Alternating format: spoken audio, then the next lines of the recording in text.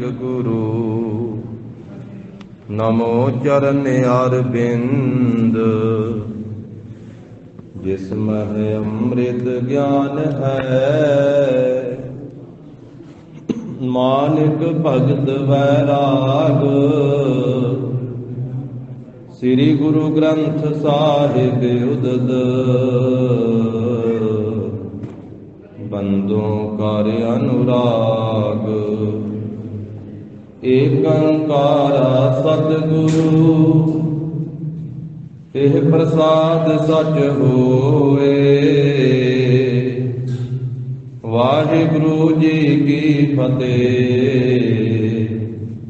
विघ्न विनाशन सोए वाहिगुरु जी की फतेह। विघ्न विनाशन सोए। सतनाम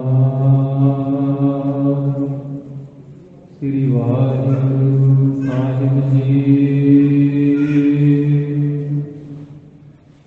निकसै ताप देश ते तबै गुरमत करन लगोगे जगै। सुन टले सब गुण सुनाई करत भय तिम नर समुदाई। निकसै ताप देश ते तबै वाहिगुरु जी का खालसा वाहिगुरु जी की फतेह।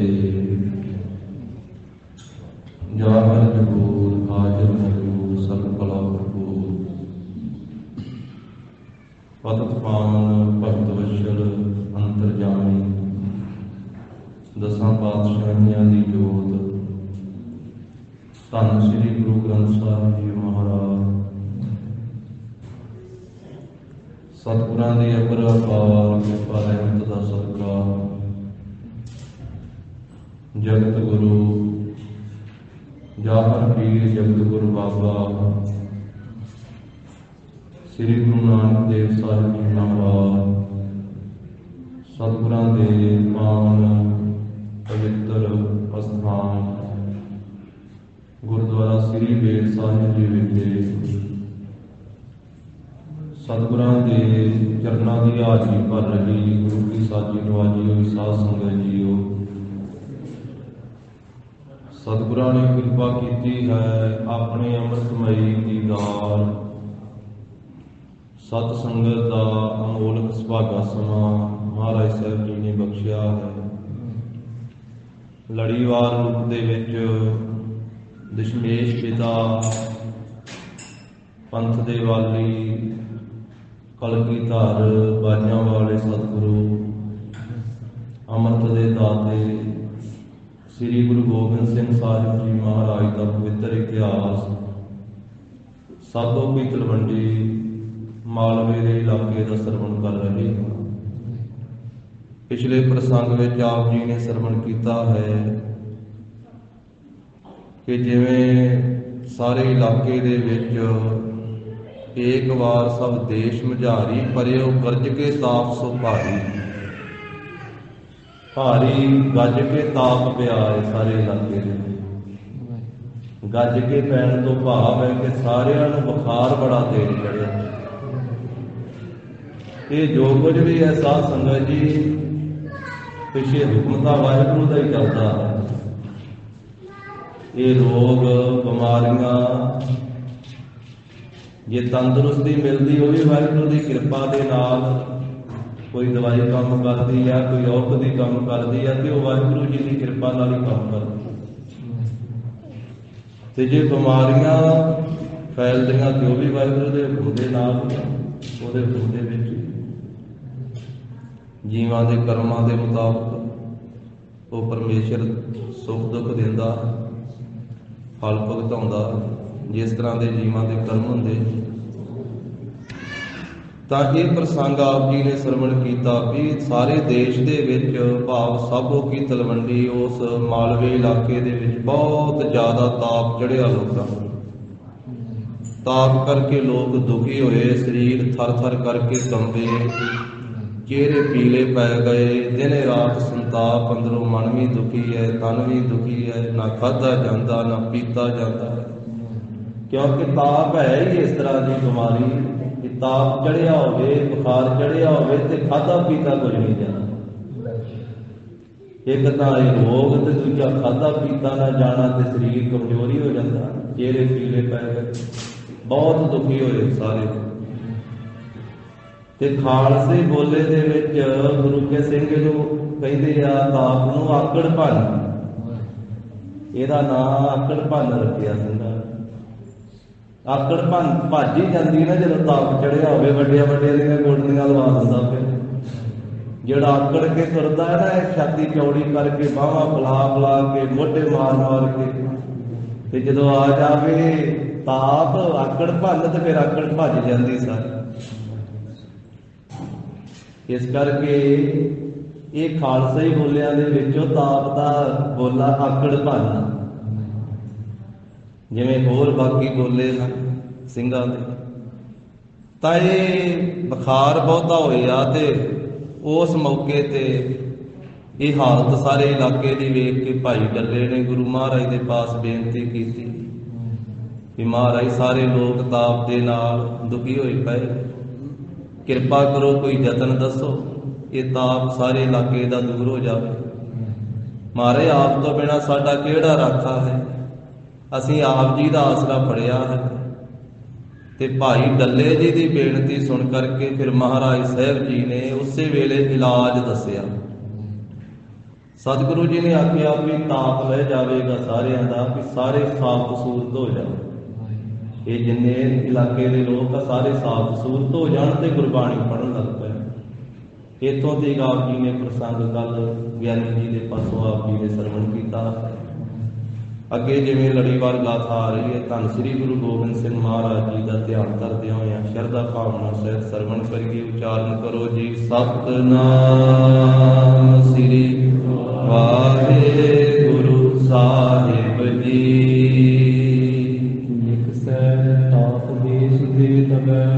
ਭਾਈ ਡੱਲੇ ਜੀ ਨੂੰ ਮਹਾਰਾਜ ਕਹਿੰਦੇ ਸ੍ਰੀ ਗੁਰੂ ਗੋਬਿੰਦ ਸਿੰਘ ਸੱਚੇ ਪਾਤਸ਼ਾਹ, ਕਹਿੰਦੇ ਸਾਰੇ ਦੇਸ਼ ਵਿੱਚੋਂ ਹੀ ਤਾਪ ਛੇਤੀ ਦੂਰ ਹੋ ਜਾਵੇ, ਨਿਕਲ ਜਾਵੇਗਾ ਦੂਰ। ਗੁਰਮਤਿ ਕਰਨ ਲੱਗੋਗੇ ਜਗੈ। ਜਦੋਂ ਸਾਰੇ ਇਲਾਕੇ ਦੇ ਲੋਕ ਗੁਰਮਤਿ ਧਾਰਨ ਕਰਨ ਲੱਗ ਪੈਣਗੇ, ਗੁਰੂ ਦੀ ਮੱਤ ਦੇ ਧਾਰਨੀ ਹੋ ਜਾਣਗੇ, ਸਾਬਤ ਸੂਰਤ ਹੋ ਕੇ ਗੁਰਬਾਣੀ ਦੇ ਨਿਤਨੇਮੀ ਪ੍ਰੇਮੀ ਬਣ ਜਾਣਗੇ, ਰੋਜ਼ ਪ੍ਰੇਮ ਨਾਲ ਗੁਰਬਾਣੀ ਪੜ੍ਹਨਗੇ, ਤੇ ਫਿਰ ਸਾਰੇ ਦੇਸ਼ ਤੋਂ ਹੀ ਤਾਪ ਬਿਮਾਰੀ ਜਿਹੜੀ ਦੂਰ ਹੋ ਜਾਵੇਗੀ। ਸੁਣ ਡੱਲੇ ਸਭ ਗੁਣ ਸੁਨਾਈ। ਕਲਗੀਧਰ ਪਾਤਸ਼ਾਹ ਜੀ ਦੀ ਇਹ ਆਗਿਆ ਸੁਣ ਕਰਕੇ ਤੇ ਸਾਰੇ ਲੋਕਾਂ ਨੂੰ ਸੁਣਾ ਦਿੱਤੀ। ਅੱਗੇ ਤੋਂ ਅੱਗੇ ਗੱਲ ਪ੍ਰਚਾਰ ਕੀਤੀ ਭਾਈ ਡੱਲੇ, ਆਪਣੀ ਫੌਜ ਨੂੰ ਦੱਸੀਏ, ਬਾਕੀ ਲੋਕਾਂ ਨੂੰ ਦੱਸੀਏ ਵੀ ਇਹ ਗੱਲ ਮਹਾਰਾਜ ਸਾਹਿਬ ਜੀ ਦੀ ਸਿੱਖਿਆ ਘਰ ਘਰ ਪਹੁੰਚਾ ਦਿਓ ਕਿ ਗੁਰੂ ਸਾਹਿਬ ਜੀ ਨੇ ਆਖਿਆ ਸਾਬਤ ਸੂਰਤ ਹੋ ਕੇ ਤੇ ਰੋਜ਼ ਗੁਰਬਾਣੀ ਪੜ੍ਹੋ, ਸਾਬਤ ਸੂਰਤ ਹੋ ਜਾਓ, ਕੇਸਾਂ ਦੀ ਬੇਅਦਬੀ ਨਾ ਕਰੋ ਤੇ ਗੁਰਬਾਣੀ ਪੜ੍ਹੋ ਤੇ ਤਾਪ ਦੂਰ ਹੋ ਜਾਵੇਗਾ, ਤਾਪ ਲੱਥ ਜਾਵੇਗਾ। ਇਸੇ ਤਰ੍ਹਾਂ ਭਾਈ ਡੱਲੇ ਜੀ ਤੋਂ ਸੁਣ ਕਰਕੇ ਧੰਨ ਗੁਰੂ ਗੋਬਿੰਦ ਸਿੰਘ ਮਹਾਰਾਜ ਜੀ ਦੀ ਸਿੱਖਿਆ ਤੇ ਸਭ ਇਲਾਕੇ ਦੇ ਲੋਕ ਇਸੇ ਤਰ੍ਹਾਂ ਕਰਨ ਲੱਗੇ। ਤਜ ਨਿਜ ਗ੍ਰਾਮਨ ਕੋ ਚਲ ਆਏ। ਬਹੁਤੇ ਲੋਕ ਤਾਂ ਆਪਣੇ ਪਿੰਡ ਛੱਡ ਕਰਕੇ ਦਮਦਮਾ ਸਾਹਿਬ ਹੀ ਆ ਗਏ, ਕਿਉਂਕਿ ਬੁਖਾਰ ਲੈਂਦਾ ਨਹੀਂ ਸੀ।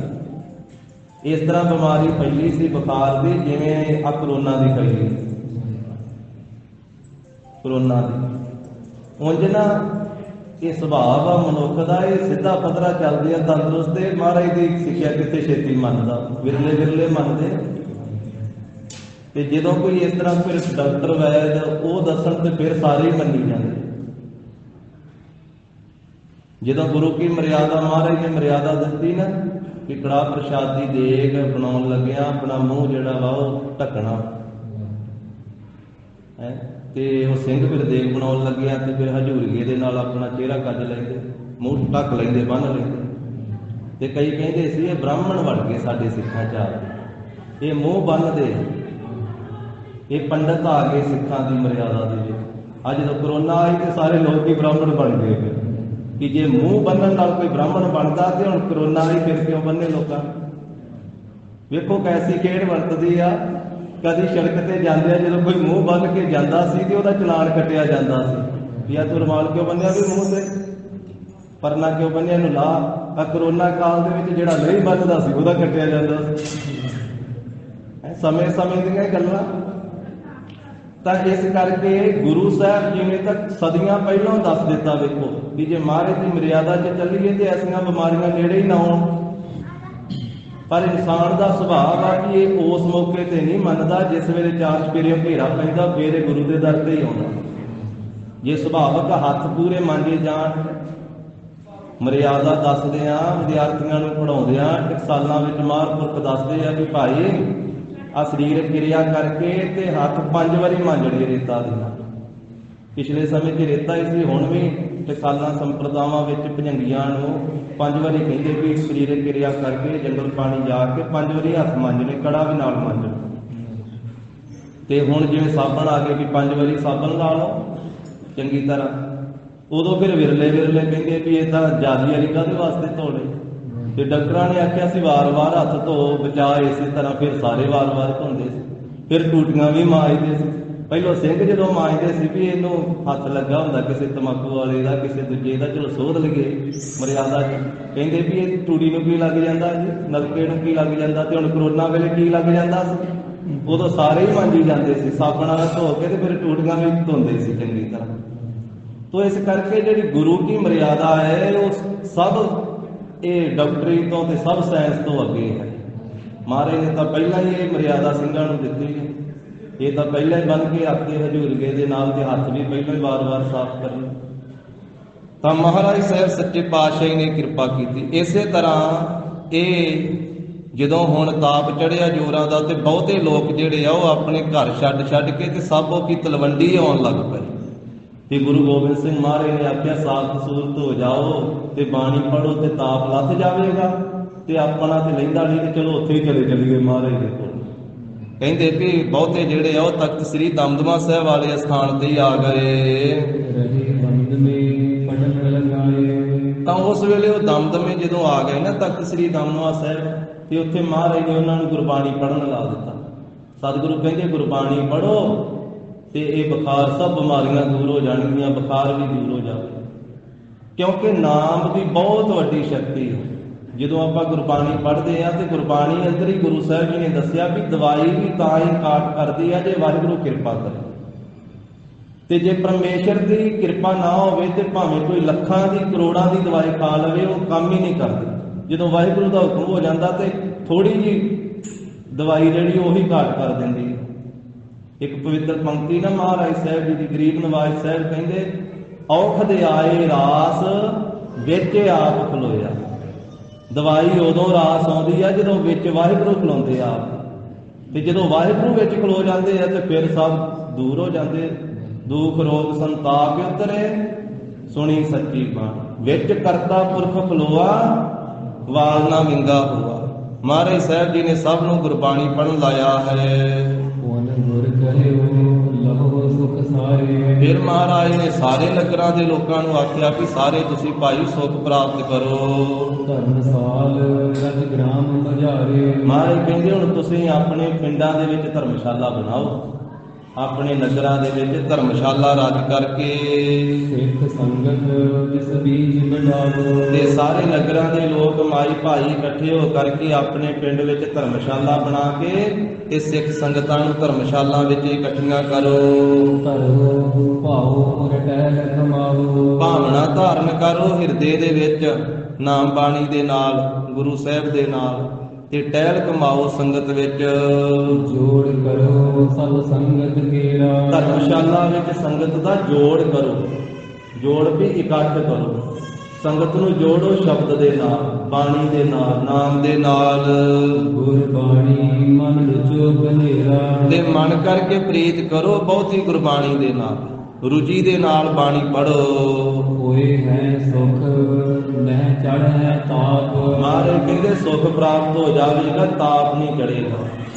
ਲੱਥ ਜਾਵੇਗਾ ਤੇ ਚੜੇਗਾ ਨਹੀਂ। ਨਾਸ਼ ਹੋਏਗੇ ਸੋਗ ਸੰਤਾਪ। ਜਿੱਥੇ ਤਾਪ ਦੂਰ ਹੋਵੇਗਾ ਉੱਥੇ ਮਨ ਦੀਆਂ ਚਿੰਤਾਵਾਂ, ਮਨ ਦੇ ਸੋਗ ਤੇ ਸੰਤਾਪ ਵੀ ਦੂਰ ਹੋ ਜਾਣਗੇ ਗੁਰਬਾਣੀ ਪੜ੍ਹਦਿਆਂ ਹੋਇਆਂ। ਧਾਰ ਕਰ ਤਰਾਸ ਸਕਲ ਨੇ ਮਾਨੀ। ਡਰ ਧਾਰਨ ਕਰਕੇ ਸਾਰਿਆਂ ਨੇ ਮਹਾਰਾਜ ਦੀ ਸਿੱਖਿਆ ਮੰਨੀ। ਜਦੋਂ ਇਸ ਤਰ੍ਹਾਂ ਦਾ ਸਮਾਂ ਬਣਦਾ, ਇਸ ਤਰ੍ਹਾਂ ਦੀ ਭੀੜ ਬਣਦੀ ਹੈ, ਉਸ ਵੇਲੇ ਤਾਂ ਫਿਰ ਮੰਨਦਾ ਹੀ ਹੈ ਨਾ ਬੰਦਾ। ਜਦੋਂ ਕੋਈ ਚਾਰਾ ਨਹੀਂ ਰਹਿੰਦਾ ਕਿਸੇ ਪਾਸੇ, ਤਾਂ ਇਸ ਕਰਕੇ ਉਦੋਂ ਡਰ ਧਾਰਨ ਕਰਕੇ ਫਿਰ ਸਭ ਨੇ ਸਿੱਖਿਆ ਮੰਨੀ ਹੈ। ਕਹੀ ਗੁਰੂ ਜਿਨ ਸਭ ਤੇ ਮਠਾਨੀ। ਜਿਵੇਂ ਗੁਰੂ ਸਾਹਿਬ ਜੀ ਨੇ ਸਿੱਖਿਆ ਦਿੱਤੀ ਉਸੇ ਤਰ੍ਹਾਂ ਸਾਰਿਆਂ ਨੇ ਧਾਰਨ ਕਰ ਲਈ। ਗੁਰਬਾਣੀ ਅੰਦਰ ਸਤਿਗੁਰੂ ਜੀ ਨੇ ਆਖਿਆ, ਅੱਗੋਂ ਦੇ ਜੇ ਚੇਤੀਐ ਤਾਂ ਕਾਇਕ ਮਿਲੈ ਸਜਾਏ। ਵੀ ਜੇ ਪਹਿਲਾਂ ਹੀ ਚੇਤੇ ਕਰੀਏ, ਮੁਸੀਬਤ ਵਿੱਚ ਫਸ ਕੇ ਵੀ ਜੇ ਕੋਈ ਚੇਤੇ ਕਰਦਾ ਤੇ ਮੁਸੀਬਤ ਚੋਂ ਨਿਕਲ ਜਾਂਦਾ, ਪਰ ਮੁਸੀਬਤ ਆਉਣ ਤੋਂ ਪਹਿਲਾਂ ਹੀ ਚੇਤੇ ਕਰਦੇ ਰਹੀਏ ਤਾਂ ਫਿਰ ਕਿਉਂ ਸਜ਼ਾ ਮਿਲੇ। ਹਰ ਰੋਜ਼ ਚੇਤੇ ਕਰੀਏ। ਜਿਵੇਂ ਭਗਤ ਕਬੀਰ ਸਾਹਿਬ ਕਹਿੰਦੇ, ਕੰਮ ਪੈਣ ਵੇਲੇ ਵੀ ਚੇਤੇ ਕਰਦੇ ਆ, ਪਰ ਰੋਜ਼ ਹੀ ਚੇਤੇ ਕਰੀਏ। ਇਹਦਾ ਭਾਵ ਇਹ ਨਹੀਂ ਕਿ ਜੇ ਕੋਈ ਕੰਮ ਪੈਂਦਾ ਕਿਸੇ ਨੂੰ ਤੇ ਉਸ ਵੇਲੇ ਉਹ ਚੇਤੇ ਨਹੀਂ ਉਹਨੇ ਕਰਨਾ, ਉਦੋਂ ਵੀ ਕਰ। ਜਿਹੜਾ ਉਦੋਂ ਵੀ ਚੇਤੇ ਕਰਦਾ ਉਹਦਾ ਵੀ ਕਾਰਜ ਰਾਸ ਹੋ ਜਾਂਦਾ, ਡੁੱਬਦੇ ਪੇੜੇ ਪੱਲੇ ਲੱਗ ਜਾਂਦੇ। ਜਿਹੜਾ ਮੁਸੀਬਤ ਵਿੱਚ ਘਿਰਿਆ ਹੋਇਆ ਵੀ ਚੇਤੇ ਕਰਦਾ, ਪਰ ਮੁਸੀਬਤ ਵਿੱਚ ਘਿਰੇ ਹੋਏ ਨੇ ਤਾਂ ਚੇਤੇ ਕਰਨਾ ਵਾ। ਤੂੰ ਰੋਜ਼ ਹੀ ਚੇਤੇ ਕਰ ਵੀ ਮੁਸੀਬਤ ਆਵੇ ਹੀ ਨਾ। ਮਹਾਰਾਜ ਕਿਰਪਾ ਕਰ। ਕਬੀਰ ਕਾਮ ਪਰੇ ਹਰ ਸਿਮਰਿਐ, ਐਸਾ ਸਿਮਰਹੁ ਨਿਤ। ਅਮਰਾਪੁਰ ਬਾਸਾ ਕਰੋ, ਹਰ ਗਿਆ ਭਗੋਰੈ ਪ੍ਰੀਤ। ਤਾਂ ਉਸ ਵੇਲੇ ਸਭ ਨੇ ਡਰ ਧਾਰਨ ਕਰਕੇ ਮਹਾਰਾਜ ਸਾਹਿਬ ਜੀ ਦੀ ਕਹੀ ਹੋਈ ਸਿੱਖਿਆ ਧਾਰਨ ਕੀਤੀ ਹੈ। ਦਇਆ ਧਰਮ ਅਰਪਟ ਕੋ ਬਾਣੀ। ਦਇਆ ਵੀ ਧਾਰਨ ਕੀਤੀ ਹਿਰਦੇ ਵਿੱਚ, ਧਰਮ ਵੀ ਧਾਰਨ ਕੀਤਾ ਹੈ, ਤੇ ਫਿਰ ਬਾਣੀ ਵੀ ਪੜ੍ਹਦੇ ਹਨ। ਸਿੱਖੀ ਪਸਰੀ ਦੇਸ਼ ਮਹਾਨੀ। ਇਸ ਤਰ੍ਹਾਂ ਮਹਾਨ ਗੁਰੂ ਕੀ ਸਿੱਖੀ ਸਾਰੇ ਮਾਲਵੇ ਦੇਸ਼ ਦੇ ਵਿੱਚ ਬਹੁਤੀ ਫੈਲੀ ਹੈ। ਪੁਨ ਸਿਰ ਹੰਦ ਕੇ ਸੂਬੇ ਜਾਨ। ਫਿਰ ਜਿਹੜਾ ਸਰਹੰਦ ਦਾ ਸੂਬਾ ਹੈ ਨਾ, ਵਜ਼ੀਰ ਖਾਨ, ਜਿਹਨੇ ਪਹਿਲਾਂ ਵੀ ਇੱਕ ਵਾਰੀ ਚਿੱਠੀ ਲਿਖੀ ਸੀ ਡੱਲੇ ਚੌਧਰੀ, ਉਹਨੇ ਲਿਖ ਕੇ ਭੇਜੀ ਸੀ, ਆਖਿਆ ਸੀ ਵੀ ਡੱਲੇ ਚੌਧਰੀ ਆ, ਤੇਰੇ ਕੋਲੇ ਗੁਰੂ ਗੋਬਿੰਦ ਸਿੰਘ ਜੀ ਠਹਿਰੇ ਹੋਏ ਆ ਤੇ ਗ੍ਰਿਫਤਾਰ ਕਰਵਾ ਦੇ। ਔਰੰਗਜ਼ੇਬ ਬਾਦਸ਼ਾਹ ਕੋਲੋਂ ਤੈਨੂੰ ਬਹੁਤ ਇਨਾਮ ਮਿਲੇ। ਤੇ ਭਾਈ ਡੱਲੇ ਜੀ ਨੇ ਉਹਦਾ ਜਵਾਬ ਲਿਖ ਕੇ ਭੇਜਿਆ ਸੀ ਕਿ ਸ੍ਰੀ ਗੁਰੂ ਗੋਬਿੰਦ ਸਿੰਘ ਮਹਾਰਾਜ ਸਾਹਿਬ ਜੀ ਨੂੰ ਅਸੀਂ ਗ੍ਰਿਫਤਾਰ ਨਹੀਂ ਕਰਾਉ ਸਕਦੇ। ਗੁਰੂ ਸਾਹਿਬ ਤੇ ਸਾਡੇ ਪ੍ਰਾਣ, ਸਾਡੀ ਜਿੰਦ ਜਾਨ, ਤੇਰੀ ਭੇਜੀ ਹੋਈ ਫੌਜ ਨਾਲ ਮੁਕਾਬਲਾ ਕਰਾਂਗੇ। ਇਹ ਗੱਲ ਸੁਣ ਕਰਕੇ ਜਵਾਬ ਭਾਈ ਡੱਲੇ ਦਾ ਤੇ ਸਰਹੰਦ ਦਾ ਸੂਬਾ ਬੜਾ ਭੈ-ਭੀਤ ਹੋਇਆ ਸੀ। ਉਹਦਾ ਫੇਰ ਹੁਣ ਜ਼ਿਕਰ ਆਇਆ ਕਈਆਂ ਮਹੀਨਿਆਂ ਬਾਅਦ। ਫੇਰ ਪੁਨ ਸਰਹੰਦ ਕੇ ਸੂਬੇ ਜਾਨ। ਉਹ ਸਰਹੰਦ ਦੇ ਸੂਬੇ ਵਜੀਦ ਖਾਨ ਨੇ ਜਾਣ ਕਰਕੇ ਗੁਰੂ ਟਿਕੇ ਤੇ ਦੁਖੀ ਮਹਾਨ। ਉਹਨੇ ਇਹ ਜਾਣਿਆ ਕਿ ਗੁਰੂ ਗੋਬਿੰਦ ਸਿੰਘ ਜੀ ਤਾਂ ਪੜ੍ਹਾਈ ਕਰ ਲਿਆ ਇੱਥੇ ਸਾਬੋ ਕੀ ਤਲਵੰਡੀ ਵਿੱਚ। ਮਹਾਰਾਜ ਇੱਥੇ ਟਿਕੇ ਹੋਏ ਕਿ ਇੱਥੋਂ ਅੱਗੇ ਪਿੱਛੇ ਕਿਤੇ ਜਾ ਨਹੀਂ ਰਹੇ। ਸਤਿਗੁਰੂ ਲਾਗੇ ਲਾਗੇ ਜੇ ਪਿੰਡਾਂ ਵਿੱਚ ਗਏ ਵੀ ਆ, ਭਾਈ ਕੇ ਚੱਕ ਗਏ ਸਨ, ਫਿਰ ਭੁੱਚੋ ਪਿੰਡ ਦੇ ਨੇੜੇ ਉਹਦੀ ਹੁੰਦੇ ਬਠਿੰਡੇ ਗਏ ਸੀ। ਉਧਰੋਂ ਮਹਾਰਾਜ ਸਾਹਿਬ ਜੀ ਹੋਰ ਪਿੰਡਾਂ ਦੇ ਵਿੱਚ ਹੋ ਕਰਕੇ ਤੇ ਫਿਰ ਗਰੀਬ ਨਵਾਜ ਸਾਹਿਬ ਜੀ ਸਾਬੋ ਕੀ ਤਲਵੰਡੀ ਆ ਕੇ ਪੜਾ ਲਾਇਆ ਸੀ ਕਿ ਹੁਣ ਕਈਆਂ ਮਹੀਨਿਆਂ ਦੇ ਇੱਥੇ ਮਹਾਰਾਜ ਠਹਿਰੇ ਹੋਏ ਆ। ਇਹ ਜਾਣ ਕਰਕੇ ਦੁਖੀ ਹੋ ਰਿਹਾ। ਸਰਹੰਦ ਦਾ ਸੂਬਾ ਬਹੁਤ ਜ਼ਿਆਦਾ ਦੁਖੀ ਹੈ। ਤੇ ਦੁਖੀ ਕਿਉਂ ਆ? ਬੰਦੇ ਦੇ ਪਾਪ ਹੀ ਉਹਨੂੰ ਦੁਖੀ ਕਰਦੇ ਆ। ਜਿਹੜੇ ਪਾਪ ਕੀਤੇ ਆ ਨਾ, ਉਹੀ ਸੁੱਖ ਦੀ ਨੀਂਦ ਨਹੀਂ ਆਉਣ ਦਿੰਦੇ, ਤਾਂ ਦੁਖੀ ਆ। ਕਿਉਂਕਿ ਗੁਰੂ ਕੇ ਲਾਲਾ ਨੂੰ, ਸਾਹਿਬਜ਼ਾਦਿਆਂ ਨੂੰ ਨੀਹਾਂ ਵਿੱਚ ਚਿਣਿਆ ਹੈ। ਤੇ ਹੁਣ ਇਹ ਦੁਖੀ ਇਸ ਕਰਕੇ ਆ, ਘਬਰਾਉਂਦਾ ਇਸ ਕਰਕੇ ਆ ਕਿ ਗੁਰੂ ਗੋਬਿੰਦ ਸਿੰਘ ਜੀ ਕੋਲੇ ਫੇਰ ਲਹਿਰਾਂ ਬਹਿਰਾਂ ਹੋ ਗਈਆਂ, ਉੱਥੇ ਬੇਅੰਤ ਫੌਜ ਹੋ ਗਈ ਹੈ ਸਿੰਘਾਂ ਦੀ, ਤੇ ਕਿਤੇ ਮੇਰੇ ਤੇ ਚੜ੍ਹਾਈ ਨਾ ਕਰਦੇ। ਇਸ ਕਰਕੇ ਇੱਥੇ ਮਹਾਰਾਜ ਨੂੰ ਟਿਕਿਆ ਹੋਇਆ ਜਾਣ ਕਰਕੇ ਸਰਹੰਦ ਦਾ ਸੂਬਾ ਜਿਹੜਾ ਹੈ ਬਹੁਤ ਜ਼ਿਆਦਾ ਦੁਖੀ ਹੈ। ਲਿਖਿਓ ਪੱਤਰ ਵਿਜ ਜੋਰ ਜਨਾਇਓ। ਇੱਕ ਚਿੱਠੀ ਲਿਖੀ ਇਹਨੇ ਭਾਈ ਡੱਲੇ ਜੀ ਨੂੰ ਤੇ ਉਹਦੇ ਵਿੱਚ ਆਪਣਾ ਜ਼ੋਰ, ਆਪਣਾ ਬਲ, ਆਪਣੀ ਤਾਕਤ ਜਣਾਈ ਹੈ। ਡੱਲੇ ਕੇ ਸਮੀਪ ਪਹੁੰਚਾਇਓ। ਆਪਣੇ ਆਦਮੀ ਭੇਜ ਕਰਕੇ ਭਾਈ ਡੱਲੇ ਜੀ ਦੇ ਪਾਸ ਉਹ ਆਪਣਾ ਪੱਤਰ ਭੇਜਿਆ ਹੈ। ਗਇਓ ਦੁਰਗ ਮਹਿ ਲੇਕਰ ਸੋਈ। ਇਹਦੇ ਭੇਜੇ ਹੋਏ ਆਦਮੀ ਇੱਥੇ ਸਾਬੋ ਕੀ ਤਲਵੰਡੀ ਭਾਈ ਡੱਲੇ ਦੇ ਕਿਲੇ ਵਿੱਚ ਲੈ ਕਰਕੇ ਗਏ। ਸਤਿਗੁਰ ਕੋ ਸੁਧ ਤਿਸ ਕੀ ਹੋਈ। ਤੇ ਕਲਗੀਧਰ ਪਾਤਸ਼ਾਹ ਸ੍ਰੀ ਗੁਰੂ ਗੋਬਿੰਦ ਸਿੰਘ ਮਹਾਰਾਜ ਨੂੰ ਵੀ ਖਬਰ ਹੋ ਗਈ ਕਿ ਸਰਹੰਦ ਦੇ ਸੂਬੇ ਨੇ ਇਹ ਭਾਈ ਡੱਲੇ ਨੂੰ ਇੱਕ ਚਿੱਠੀ ਲਿਖ ਕੇ ਭੇਜੀ ਹੈ ਤੇ ਉਹਦੇ ਭੇਜੇ ਹੋਏ ਸਿਪਾਹੀ ਲੈ ਕੇ ਕਿਲੇ ਵਿੱਚ ਚਲੇ ਗਏ। ਇਹ ਖਬਰ ਮਹਾਰਾਜ ਅੰਤਰਜਾਮੀ ਸਤਿਗੁਰੂ ਜੀ ਨੂੰ ਵੀ ਹੋਈ। ਏਕ ਸਿੱਖ ਕੋ ਤਬੈ ਪਠਾਇਓ। ਇੱਕ ਸਿੱਖ ਨੂੰ ਮਹਾਰਾਜ ਸਾਹਿਬ ਜੀ ਨੇ ਵੀ ਭੇਜ ਦਿੱਤਾ ਹੈ। ਗੁਪਤ ਰਹੋ ਸੁਨ ਕਹਾਂ ਪਠਾਇਓ। ਮਹਾਰਾਜ ਕਹਿੰਦੇ ਵੀ ਗੁਪਤ ਕਰਕੇ ਅੰਦਰ ਚਲੇ ਜਾ ਕਿਲੇ ਦੇ ਵਿੱਚ।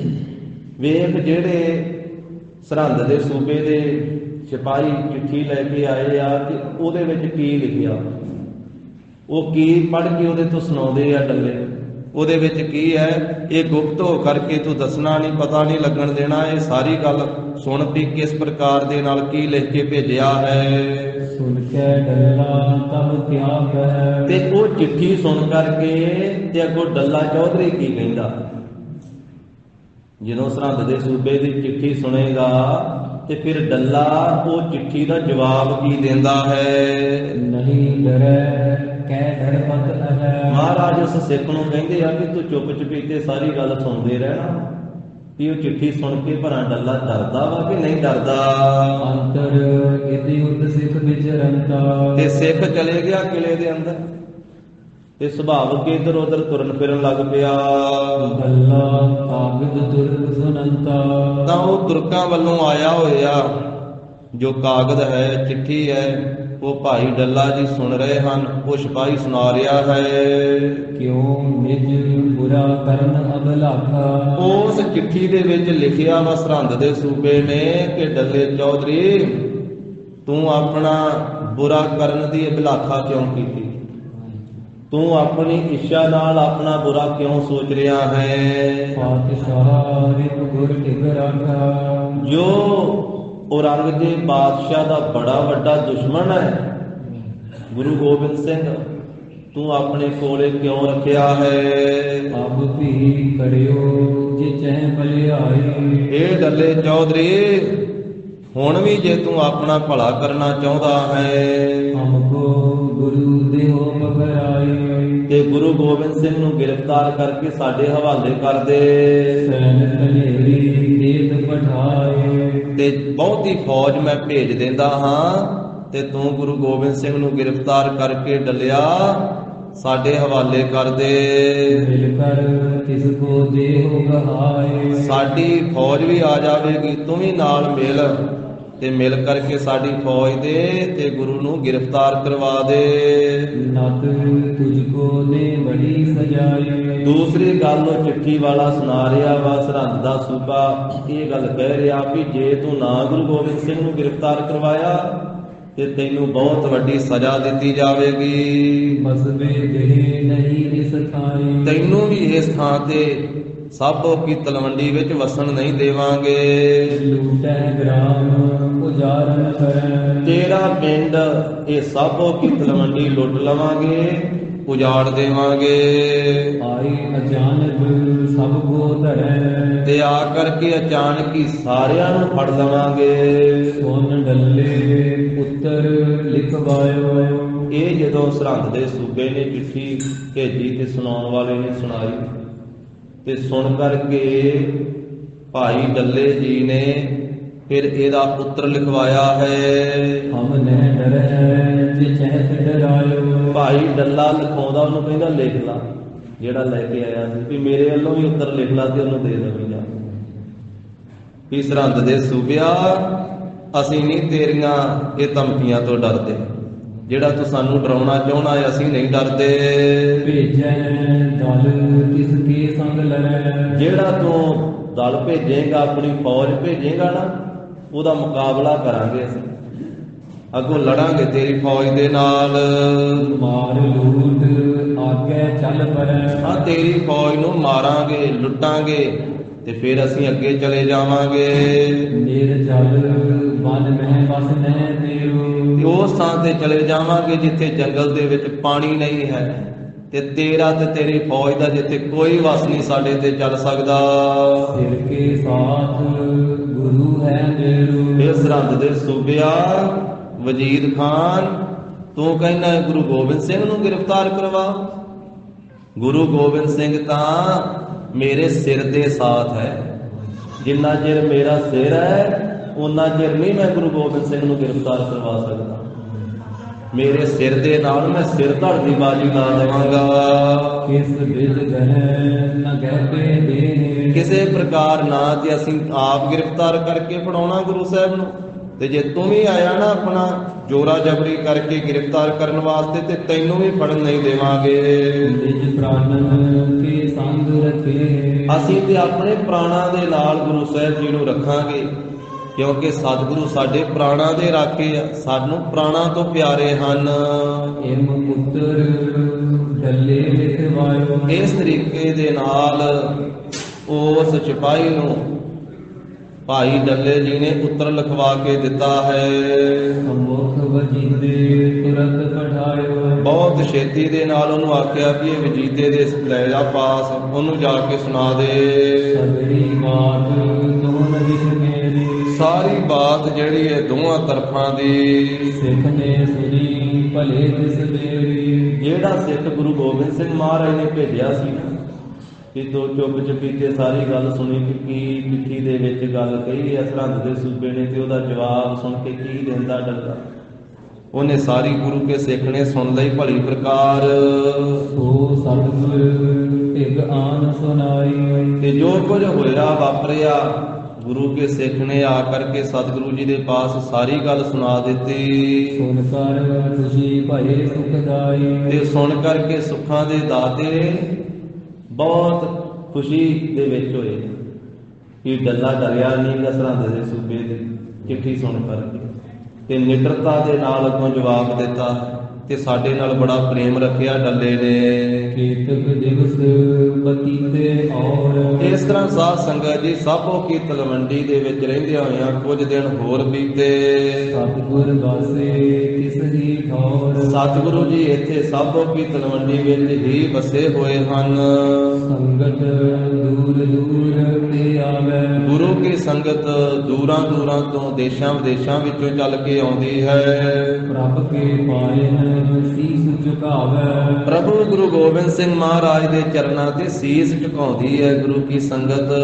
ਹਰ ਪਹਿ ਅਨਕ ਅਕੋਰਨ ਲਿਆਏ। ਅਨੇਕ ਪ੍ਰਕਾਰ ਦੀਆਂ ਭੇਟਾਵਾਂ ਲਿਆ ਕੇ ਗੁਰੂ ਕੀ ਸੰਗਤ ਭੇਟ ਕਰਦੀ ਹੈ।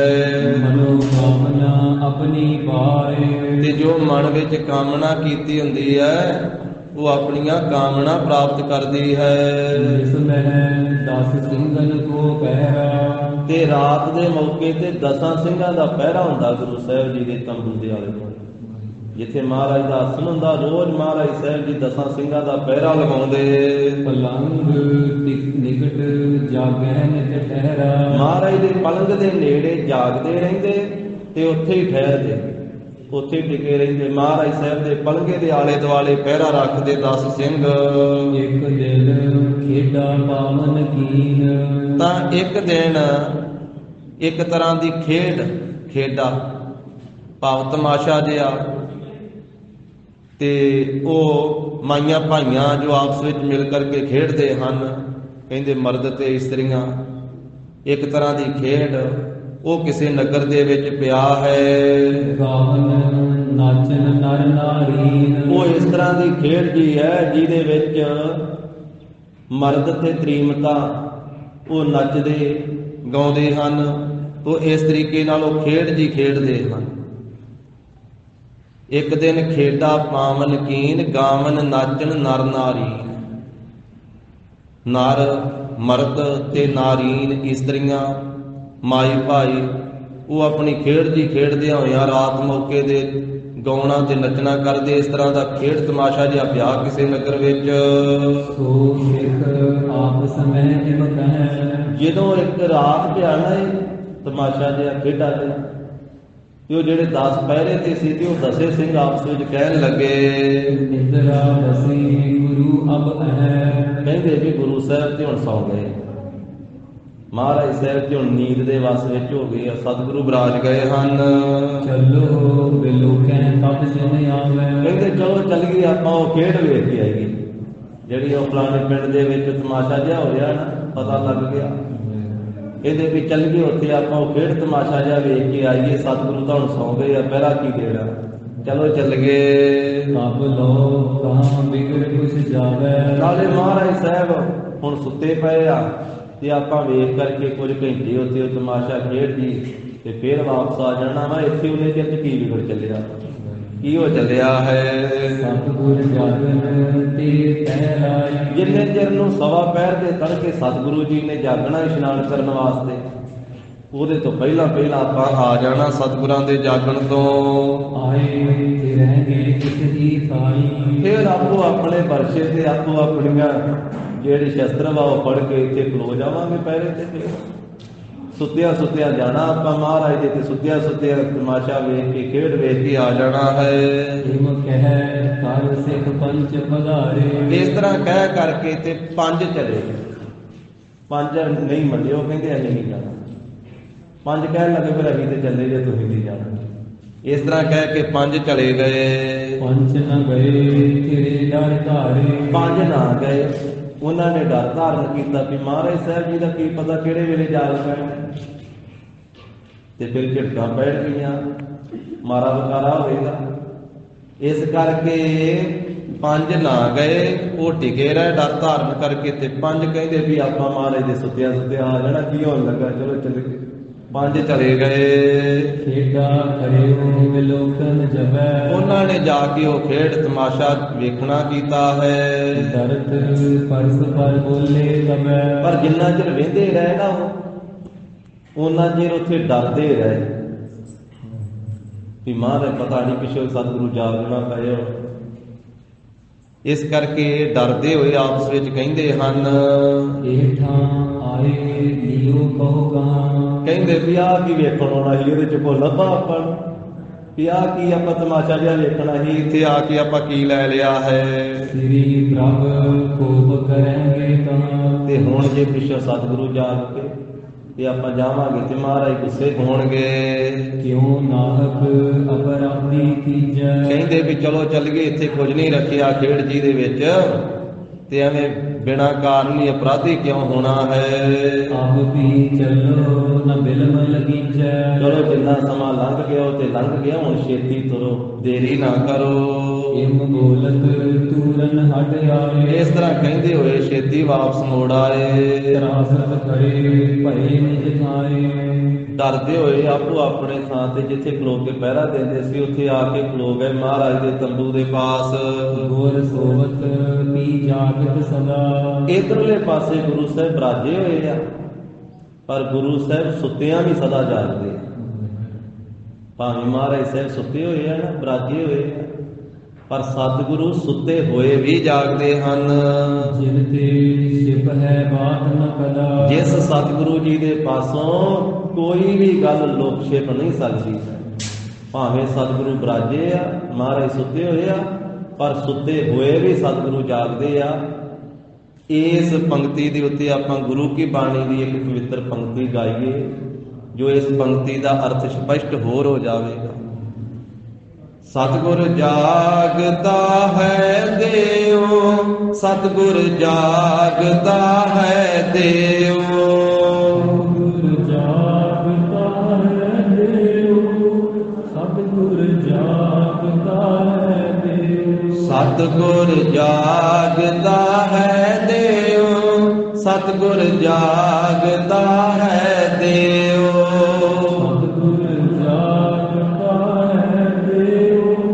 ਸਤਿਗੁਰ ਜਾਗਦਾ ਹੈ ਦੇਵ। ਮਹਾਰਾਜ ਕਹਿੰਦੇ ਵੀ ਸਿੱਖਾ ਕਦੇ ਵੀ ਇਸ ਭਰਮ ਵਿੱਚ, ਇਸ ਭੁਲੇਖੇ 'ਚ ਨਾ ਪਏ ਕਿ ਹੁਣ ਸਤਿਗੁਰੂ ਜੀ ਸੁੱਤੇ ਪਏ ਆ, ਹੁਣ ਬਰਾਜੇ ਪਏ। ਸਤਿਗੁਰੂ ਸੁੱਤੇ ਹੋਏ ਵੀ ਜਾਗਦੇ। ਅਸੀਂ ਸੌ ਜਾਈਏ ਤੇ ਅਸੀਂ ਸੁੱਤੇ ਹੋਏ ਤੇ ਨਹੀਂ ਜਾਗਦੇ। ਸਾਨੂੰ ਸੁੱਤੇ ਹੋਏ ਪਿਆ ਹੁਣ ਨਾ ਪਤਾ ਲੱਗਦਾ ਵੀ ਕੁਝ ਵੀ ਕੀ ਹੋਣ ਡਿਆ। ਸਾਨੂੰ ਸੁੱਤੇ ਪਿਆ ਤੇ ਆਪਣੇ ਸਰੀਰ ਦਾ ਨਹੀਂ ਚੇਤਾ ਰਹਿੰਦਾ ਕਿੱਥੇ ਪਿਆ। ਬੰਦਾ ਸਵੇਰੇ ਜਾ ਕੇ ਕਹਿੰਦਾ ਵੀ ਅੱਜ ਐਸੀ ਨੀਂਦ ਆਈ ਪਤਾ ਹੀ ਨਹੀਂ ਲੱਗਾ, ਪਾਸਾ ਵੀ ਨਹੀਂ ਮੋੜਿਆ। ਜਿੱਥੇ ਪੈ ਕਹਿੰਦੇ ਉੱਥੇ ਪੈ ਰਿਹਾ, ਜਿਹੜੇ ਚੜੇ ਤੋਂ ਪਤਾ ਲੱਗਾ ਵਾ ਕਹਿੰਦੇ ਅੱਜ ਤੇ ਬੜੀ ਸੁੱਖ ਵਾਲੀ ਨੀਂਦ ਆਈ। ਪਰ ਸਤਿਗੁਰੂ ਬਰਾਜੇ ਹੋਏ ਵੀ ਜਾਗਦੇ, ਸੁੱਤਿਆਂ ਵੀ ਸਾਰੀ ਸ੍ਰਿਸ਼ਟੀ ਦੀ ਖਬਰ ਆ ਮਹਾਰਾਜ ਸਾਹਿਬ ਜੀ। ਇਸ ਕਰਕੇ ਇੱਥੇ ਇਹ ਜ਼ਿਕਰ ਆਇਆ, ਕਹਿੰਦੇ ਵੀ ਗੁਰੂ ਸਾਹਿਬ ਸੁੱਤੇ ਹੋਏ ਵੀ ਜਾਗਦੇ ਆ, ਜਿਨ੍ਹਾਂ ਤੋਂ ਕੋਈ ਵੀ ਗੱਲ ਜਿਹੜੀ ਆ ਉਹ ਛਿਪਾਈ ਨਹੀਂ ਜਾ ਸਕਦੀ ਕਦੇ ਵੀ। ਗਏ ਹੁੰਦੇ ਸੋ ਡਰ ਧਰ ਫਿਰੇ, ਜਿਹੜੇ ਗਏ ਸੀ ਨਾ ਉਹ ਡਰ ਧਾਰਨ ਕਰਕੇ ਇੱਥੇ ਫਿਰ ਟਿਕ ਗਏ ਪਹਿਰੇ ਤੇ ਆ ਕੇ। ਜੇ ਨਹੀਂ ਗਏ ਅਫਸੋਸ ਸੁਧਰੇ, ਜਿਹੜੇ ਨਹੀਂ ਗਏ ਉਹ ਅਫਸੋਸ ਧਾਰਨ ਕਰਦੇ, ਉਹਨਾਂ ਨੇ ਅਫਸੋਸ ਕੀਤਾ ਹੈ। ਇਹ ਬਿਕ ਆਏ ਗਏ ਜਿਮ ਅਬੈ, ਉਹ ਆਪਣੇ ਮਨਾਂ 'ਚ ਇਹ ਗੱਲ ਕਹਿ ਰਹੇ ਆ, ਆਪਸ ਵਿੱਚ ਵੀ ਗੱਲਾਂ ਸਾਂਝੀਆਂ ਕਰਦੇ, ਕਹਿੰਦੇ ਵੀ ਆਪਾਂ ਗਏ ਨਹੀਂ ਤੇ ਇਹ ਜਾਏ, ਇਹ ਤਮਾਸ਼ਾ ਵੇਖ ਆਏ ਹਨ। ਹਮ ਵੀ ਜਾਤ ਬਿਲੋਕਿਤ ਤਬੈ, ਤੇ ਜੇ ਅਸੀਂ ਵੀ ਚਲੇ ਜਾਂਦੇ ਤੇ ਆਪਾਂ ਵੀ ਵੇਖ ਹੀ ਆਉਂਦੇ। ਦੇਖੋ ਮਹਾਰਾਜ ਤਾਂ ਸੁੱਤੇ ਹੀ ਆ, ਨਹੀਂ ਉੱਠੇ। ਇਹ ਵੇਖ ਆਏ ਆ ਖੇਡ ਤਮਾਸ਼ਾ ਤੇ ਫੇਰ ਆ ਕੇ ਹਾਜ਼ਰ ਹੋ ਗਏ ਪਹਿਰੇ ਤੇ ਆਪਾਂ ਗਏ ਨਹੀਂ ਤੇ ਆਪਾਂ ਵੇਖਿਆ ਨਹੀਂ ਹੈ। ਫਿਰੇ ਰਹੇ ਕਿਆ ਤੁਮਨੇ ਪਾਇਓ, ਉਹ ਕਹਿੰਦੇ ਵੀ ਆਪਾਂ ਇੱਥੇ ਖਲੋਤੇ ਰਹੇ ਆ ਤੇ ਇੱਥੇ ਖਲੋ ਕੇ ਆਪਾਂ ਕੀ ਪ੍ਰਾਪਤੀ ਕਰ ਲਈ। ਜੇ ਚਲੇ ਜਾਂਦੇ ਤੇ ਉੱਥੇ ਤਮਾਸ਼ਾ ਵੇਖ ਹੀ ਆਉਂਦੇ ਨਾ, ਖੇਡ ਵੇਖ ਹੀ ਆਉਂਦੇ ਨਾ, ਇੱਥੇ ਖਲੋ ਕੇ ਆਪਾਂ ਕੀ ਪ੍ਰਾਪਤ ਕਰ ਲਿਆ ਹੈ। ਦਿਖੇ ਹੈ ਤਮਾਸ਼ਾ ਬਾਦ ਗਵਾਇਓ, ਕਹਿੰਦੇ ਵੀ ਐਵੇਂ ਵਿਅਰਥ ਸਮਾਂ ਗਵਾ ਲਿਆ, ਤਮਾਸ਼ਾ ਵੇਖ ਹੀ ਆਉਣਾ ਸੀ। ਗੁਰ ਤੋ ਸੁਭਤ ਰਹੇ ਅਬ ਜਾਈ, ਤੇ ਗੁਰੂ ਸਾਹਿਬ ਤੇ ਹੁਣ ਤੀਕ ਸੁੱਤੇ ਹੋਏ ਹਨ। ਇਮ ਪੰਜੋ ਨਿਸ ਝੂਰ ਬਜਾਏ, ਇਹਨਾਂ ਪੰਜਾਂ ਜਾਣਿਆਂ ਨੇ ਸਾਰੀ ਰਾਤ ਝੂਰਦਿਆਂ ਅਫਸੋਸ ਕਰਦੇ ਹੀ ਰਾਤ ਲਗਾ ਦਿੱਤੀ, ਸੋਚਦੇ ਵੀ ਆਪਾਂ ਵੀ ਜਾਂਦੇ ਤੇ ਤਮਾਸ਼ਾ ਵੇਖ ਕੇ ਆਉਣਾ ਸੀ ਨਾ, ਇੱਥੇ ਭਲਾ ਕੀ ਕਰ ਲਿਆ ਹੈ। ਭਈ ਬਰਾਤ ਨਿਜ ਡੇਰੇ ਗਏ, ਹੁਣ ਜਦੋਂ ਸਵੇਰਾ ਹੋ ਗਿਆ ਤੇ ਇਹਨਾਂ ਦੀ ਸੇਵਾ ਫਿਰ ਸਮਾਪਤ ਹੋਈ, ਫਿਰ ਹੋਰ ਸਿੰਘ ਸੇਵਾ 'ਚ ਹਾਜ਼ਰ ਹੋ ਜਾਂਦੇ। ਇਹਨਾਂ ਦਾ ਰਾਤ ਦਾ ਪਹਿਰਾ ਸੀ, ਫਿਰ ਆਪੋ ਆਪਣੇ ਤੰਬੂਆਂ 'ਚ ਚਲੇ ਗਏ। ਸੋਚ ਇਸ਼ਨਾਨ ਗੁਰੂ ਤਨ ਕਰੇ, ਇਧਰਲੇ ਪਾਸੇ ਅੰਮ੍ਰਿਤ ਵੇਲੇ ਧੰਨ ਗੁਰੂ ਗੋਬਿੰਦ ਸਿੰਘ ਮਹਾਰਾਜ ਜੀ ਨੇ ਸਰੀਰਕ ਕਿਰਿਆ ਸੋਧੀ ਹੈ। ਦਾਤਨਾਦ ਕਰਨ ਤੋਂ ਬਾਅਦ ਫਿਰ ਇਸ਼ਨਾਨ ਕੀਤਾ ਹੈ। ਲੱਗੇ ਦੀਵਾਨ ਸਕਲ ਬੁਲਾਏ, ਅੰਮ੍ਰਿਤ ਵੇਲੇ ਦਾ ਦੀਵਾਨ ਸਜ ਗਿਆ ਹੈ ਤੇ ਦੀਵਾਨ ਲੱਗੇ ਤੋਂ ਜਦੋਂ ਨਿਤਨੇਮ ਗੁਰਬਾਣੀ ਦਾ ਹੋ ਗਿਆ, ਕੀਰਤਨ ਹੋ ਗਿਆ, ਅਖੀਰ ਤੇ ਜਦੋਂ ਸੰਗਤਾਂ ਨਾਲ ਭਜਨ ਵਿਲਾਸ ਮਹਾਰਾਜ ਕਰਦੇ ਨਾ, ਉਸ ਮੌਕੇ ਤੇ ਇਹਨਾਂ ਸਾਰਿਆਂ ਨੂੰ ਬੁਲਾ ਲਿਆ। ਬੂਝੇ ਇਸ ਮੈਂ ਕਹਾਂ ਸਿਧਾਏ, ਇਹਨਾਂ ਦਸਾਂ ਨੂੰ ਸੱਦਿਆ ਮਹਾਰਾਜ ਨੇ ਆਪਣੇ ਕੋਲ। ਦੀਵਾਨ ਦੀ ਸਮਾਪਤੀ ਤੇ ਜਦੋਂ ਗੁਰਬਾਣੀ ਦੇ ਪ੍ਰਵਾਹ ਦੀ ਅਰਦਾਸ ਹੋ ਗਈ ਤੇ ਬਾਅਦ ਚ ਸੰਗਤ ਨਾਲ ਜਦੋਂ ਗੱਲਬਾਤ ਕਰਦੇ ਨਾ ਮਹਾਰਾਜ, ਉਸ ਮੌਕੇ ਤੇ ਬੁਲਾਇਆ ਤੇ ਦਸਾਂ ਨੂੰ ਆਖਿਆ ਵੀ ਪਹਿਰੇਦਾਰ ਜਿਹੜੇ ਰਾਤ ਹੀ ਸਾਡੇ ਤੰਬੂ ਦੇ ਪਾਸ ਪਹਿਰੇਦਾਰ, ਉਹਨਾਂ ਦਸਾਂ ਸਿੰਘਾਂ ਨੂੰ ਲਿਆਓ ਸੱਦ ਕੇ ਭਾਈ। ਲੈ ਆਂਦਾ, ਹਾਜ਼ਰ ਹੋ ਗਏ, ਨਮਸਕਾਰ ਕੀਤੀ, ਫਤਿਹ ਬੁਲਾਈ ਤਾਂ ਗਰੀਬ ਨਵਾਜ ਕਹਿਣ ਲੱਗੇ ਵੀ ਰਾਤ ਤੁਸੀਂ ਕਿੱਥੇ ਗਏ ਸੀ ਭਾਈ? ਰਾਤ ਕਿੱਥੇ ਸੀ? ਇਮ ਇਮ ਆਪਸ ਮੈਂ ਤੁਮ ਭਾਗੀ, ਤੇ ਤੁਸੀਂ ਰਾਤ ਕਿੱਥੇ ਸੀ ਇਹ ਵੀ ਦੱਸੋ, ਤੇ ਫਿਰ ਆਪਸ ਵਿੱਚ ਗੱਲਾਂ ਬਾਤਾਂ ਕੀ ਕੀਤੀਆਂ ਰਾਤ ਤੁਸੀਂ ਉਹ ਵੀ ਦੱਸੋ। ਕਹੋ ਸਾਚ ਹਮ ਸਭ ਕੇ ਸਾਖੀ, ਸਿੰਘੋ ਅਸੀਂ ਸਾਰਿਆਂ ਦੇ ਸਾਖੀ ਆ। ਸਾਖੀ ਤੋਂ ਭਾਵ ਹੁੰਦਾ ਅਸੀਂ ਸਾਰਿਆਂ ਨੂੰ ਜਾਣਨ ਵਾਲੇ ਆ, ਤੇ ਝੂਠ ਨਹੀਂ ਬੋਲਣਾ ਕਿਸੇ ਨੇ, ਸੱਚ ਕਹੋ ਜੋ ਕੁਝ ਰਾਤ ਬੋਲਿਆ। ਦਸਾਂ ਨੇ ਜੋ ਕੁਝ ਆਪਸ ਵਿੱਚ ਗੱਲਾਂ ਬਾਤਾਂ ਕੀਤੀਆਂ ਨਾ, ਉਹ ਸੱਚ ਸੱਚ ਕਹਿ ਦਿਓ, ਅਸੀਂ ਸਭ ਦੇ ਜਾਣਨਹਾਰ ਹਾਂ। ਦੋਹਾਂ ਧਿਰਾਂ ਤਬ ਸਾਚ ਬਖਾਨੀ, ਫਿਰ ਦੋਹਾਂ ਧਿਰਾਂ ਨੇ ਸੱਚੋ ਸੱਚੀ ਗੱਲ ਕਹਿ ਦਿੱਤੀ। ਜਿਹੜੇ ਇੱਥੇ ਰਹੇ ਸੀ ਪਹਿਰੇ ਤੇ 5 ਜਾਣੇ, ਇਹਨਾਂ ਨੇ ਵੀ ਸੱਚ ਦੱਸਿਆ, ਜਿਹੜੇ ਉੱਥੇ ਗਏ ਸੀ ਉਹਨਾਂ ਨੇ ਵੀ ਦੱਸ ਦਿੱਤਾ। ਦੋਹਾਂ ਧਿਰਾਂ ਨੇ ਸੱਚ ਆਖਿਆ। ਜਿਮ ਬੀਤੀ ਜਿਮ ਭਾਗੀ ਬਾਣੀ, ਜਿਵੇਂ ਬੀਤੇ ਤੇ ਜਿਵੇਂ ਇਹਨਾਂ ਨੇ ਬੋਲੇ ਆਪਣੇ ਮੁਖ ਤੋਂ, ਉਹ ਸਾਰਾ ਕੁਝ ਕਹਿੰਦੇ ਵੀ ਮਹਾਰਾਜ ਫਲਾਣੇ ਪਿੰਡ ਦੇ ਵਿੱਚ ਖੇਡ ਤਮਾਸ਼ਾ ਜਿਹਾ ਹੋ ਰਿਹਾ ਸੀ, ਅਸੀਂ ਸਲਾਹ ਕਰ ਲਈ ਵੀ ਚੱਲੀਏ, ਹੁਣ ਮਹਾਰਾਜ ਦਾ ਸੁੱਤੇ ਹੀ ਆ। ਤੇ ਮਹਾਰਾਜ ਅਸੀਂ 5 ਜਾਣੇ ਚਲੇ ਗਏ ਤੇ ਜਦੋਂ ਉੱਥੇ ਗਏ ਤੇ ਮਹਾਰਾਜ ਜਾ ਕੇ ਕੀ ਖੇਡ ਜੀ ਸੀ, ਨੱਚਣਾ ਗਾਉਣਾ ਜਿਹਾ, ਤੇ ਜਦੋਂ ਉੱਥੇ ਜਾ ਕੇ ਵੇਖੇ ਤੇ ਫਿਰ ਮਹਾਰਾਜ ਕੀ ਡਰੇ ਕਿ ਪਿੱਛੋਂ ਸਤਿਗੁਰੂ ਜਾਗ ਪਏ ਹੋਣੇ ਆ ਤੇ ਮਹਾਰਾਜ ਸਾਹਿਬ ਗੁੱਸੇ ਹੋਣਗੇ। ਤੇ ਇੱਥੇ ਆ ਕੇ ਆਪਾਂ ਕੀ ਪ੍ਰਾਪਤ ਕਰ ਲਿਆ, ਵਾਪਸ ਚਲੀਏ ਤੇ ਛੇਤੀ ਛੇਤੀ ਮਹਾਰਾਜ ਵਾਪਸ ਆ ਗਏ। ਤੇ ਮਹਾਰਾਜ ਇਹ ਕੁਝ ਹੋਇਆ। ਦੂਜਿਆਂ ਨੂੰ ਆਖਿਆ ਤੁਸੀਂ ਦੱਸੋ, ਉਹ ਕਹਿੰਦੇ ਮਹਾਰਾਜ ਛੱਡੋ ਕੀ ਦੱਸਣਾ ਦੱਸਣਾ, ਕਹਿੰਦੇ ਵੀ ਨਹੀਂ ਦੱਸੋ ਭਾਈ। ਤਾਂ ਕਹਿੰਦੇ ਮਹਾਰਾਜ ਕਿ ਮਨ ਤਾਂ ਸਾਡਾ ਵੀ ਕਰਦਾ ਸੀ ਜਾਣ ਨੂੰ, ਅਸੀਂ ਗਏ ਨਹੀਂ। ਜਦੋਂ ਇਹ ਜਾ ਕੇ ਵੇਖ ਕੇ ਆ ਗਏ ਤੇ ਫਿਰ ਅਸੀਂ ਆਪਸ ਵਿੱਚ ਆਖਿਆ ਵੀ ਵੇਖੋ ਗੁਰੂ ਸਾਹਿਬ ਤਾਂ ਸੁੱਤੇ ਰਹੇ ਅਤੇ ਆਪਾਂ ਇੱਥੇ ਖਲੋ ਕੇ ਕੀ ਲੈ ਲਿਆ, ਆਪਾਂ ਵੀ ਜਾ ਕੇ ਵੇਖ ਲਾਉਂਦੇ ਤਮਾਸ਼ਾ। ਇਹ ਗੱਲ ਮਹਾਰਾਜ ਆਖੀ। ਤਾਂ ਉਸ ਵੇਲੇ ਦੋਵਾਂ ਨੇ ਜਿਵੇਂ ਬੀਤੀ, ਜੋ ਬੋਲਿਆ ਉਹ ਸੱਚ ਕਹਿ ਦਿੱਤਾ। ਸ੍ਰੀ ਗੁਰ ਸੁਨ ਕਰ ਸਤਨ ਸੁਨਾਏ। ਹੁਣ ਸਾਰੀ ਸੰਗਤ ਆ ਮਹਾਰਾਜ ਦੇ ਦਰਬਾਰ ਦੇ ਵਿੱਚ, ਦੋਨਾਂ ਦੀਆਂ ਗੱਲਾਂ ਬਾਤਾਂ ਸੁਣ ਕਰਕੇ ਫਿਰ ਸਾਰੀ ਸੰਗਤ ਵਿੱਚ ਮਹਾਰਾਜ ਨੇ ਸੁਣਾਇਆ। ਨਿਕਟੇ ਦੂਰ ਦੂਰ ਨਿਕਟਾਏ। ਮਹਾਰਾਜ ਕਹਿੰਦੇ ਨੇੜੇ ਵਾਲੇ ਦੂਰ ਤੇ ਦੂਰ ਵਾਲੇ ਨੇੜੇ।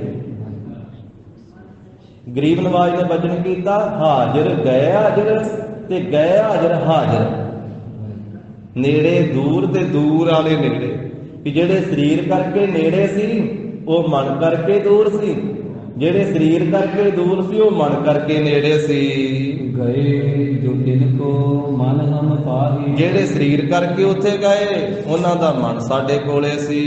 ਗਏ ਨ ਤਿਨ ਮਨ ਕੇਟੇ ਮਾਹੀ।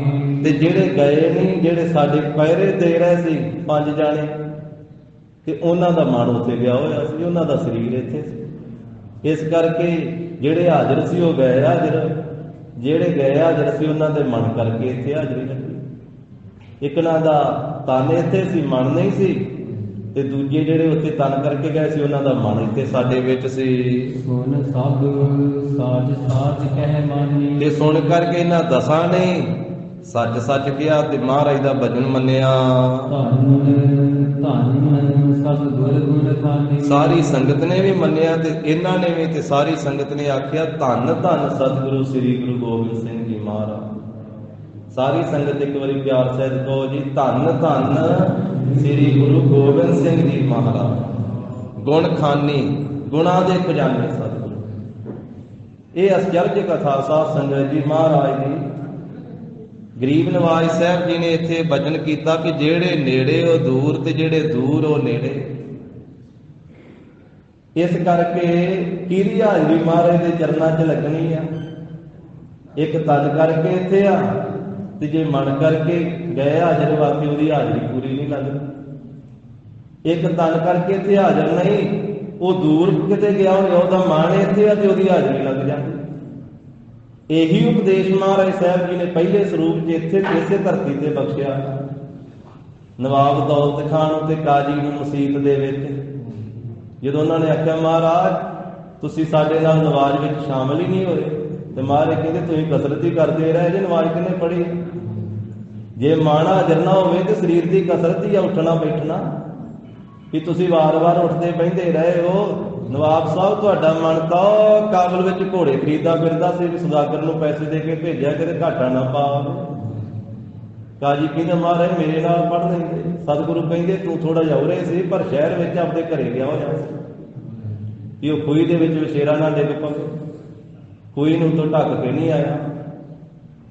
ਮਹਾਰਾਜ ਦੇ ਚਰਨੀ ਪੈ ਗਏ ਵੀ ਸਤਿਗੁਰੂ ਤੁਸੀਂ ਤੇ ਅੰਦਰ ਦੀ ਜਾਣਨ ਵਾਲੇ ਹੋ, ਅੰਤਰਜਾਮੀ ਹੋ। ਤਾਂ ਹੀ ਸੁਲਤਾਨਪੁਰ ਸਾਹਿਬ ਦੀ ਧਰਤੀ ਤੇ ਫਿਰ ਗੁਰਦੁਆਰਾ ਸਾਹਿਬ ਅੰਤਰਜਾਮਤਾ ਸਾਹਿਬ ਸੋਭਾ ਵਾਲਾ ਬਣਿਆ। ਗੁਰਦੁਆਰਾ ਸਾਹਿਬ ਸ੍ਰੀ ਅੰਤਰਜਾਮਤਾ ਸਾਹਿਬ ਦਾ ਇਤਿਹਾਸ ਇਹੀ ਆ ਵੀ ਮਹਾਰਾਜ ਨੇ ਅੰਦਰ ਦੀ ਗੱਲ ਦੱਸੀ। ਸਤਿਗੁਰੂ ਅੰਤਰਜਾਮੀ ਹਰੇਕ ਦੇ ਅੰਦਰ ਦੀ ਬੁੱਝਣ ਵਾਲੇ। ਤੇ ਕਿਹਦੀ ਹਾਜ਼ਰੀ ਮਹਾਰਾਜ ਦੇ ਦਰ ਤੇ ਲੱਗਣੀ ਆ, ਇਹ ਵੀ ਕੋਈ ਦਾਅਵਾ ਨਹੀਂ ਕੀਤਾ ਜਾ ਸਕਦਾ।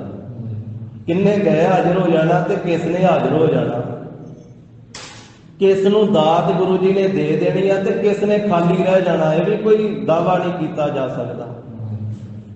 ਧੰਨ ਗੁਰੂ ਨਾਨਕ ਸਾਹਿਬ ਮਹਾਰਾਜ ਜੀ ਦੇ ਬਚਨ ਹੈ ਸ੍ਰੀ ਰਾਗ ਕੀ ਵਾਰ ਦਾ ਵੀ ਕਈ ਵਾਰੀ ਜਾਗਦੇ ਖਾਲੀ ਰਹਿ ਜਾਂਦੇ ਤੇ ਸੁੱਤੇ ਦਾਤਾ ਲੈ ਜਾਂਦੇ।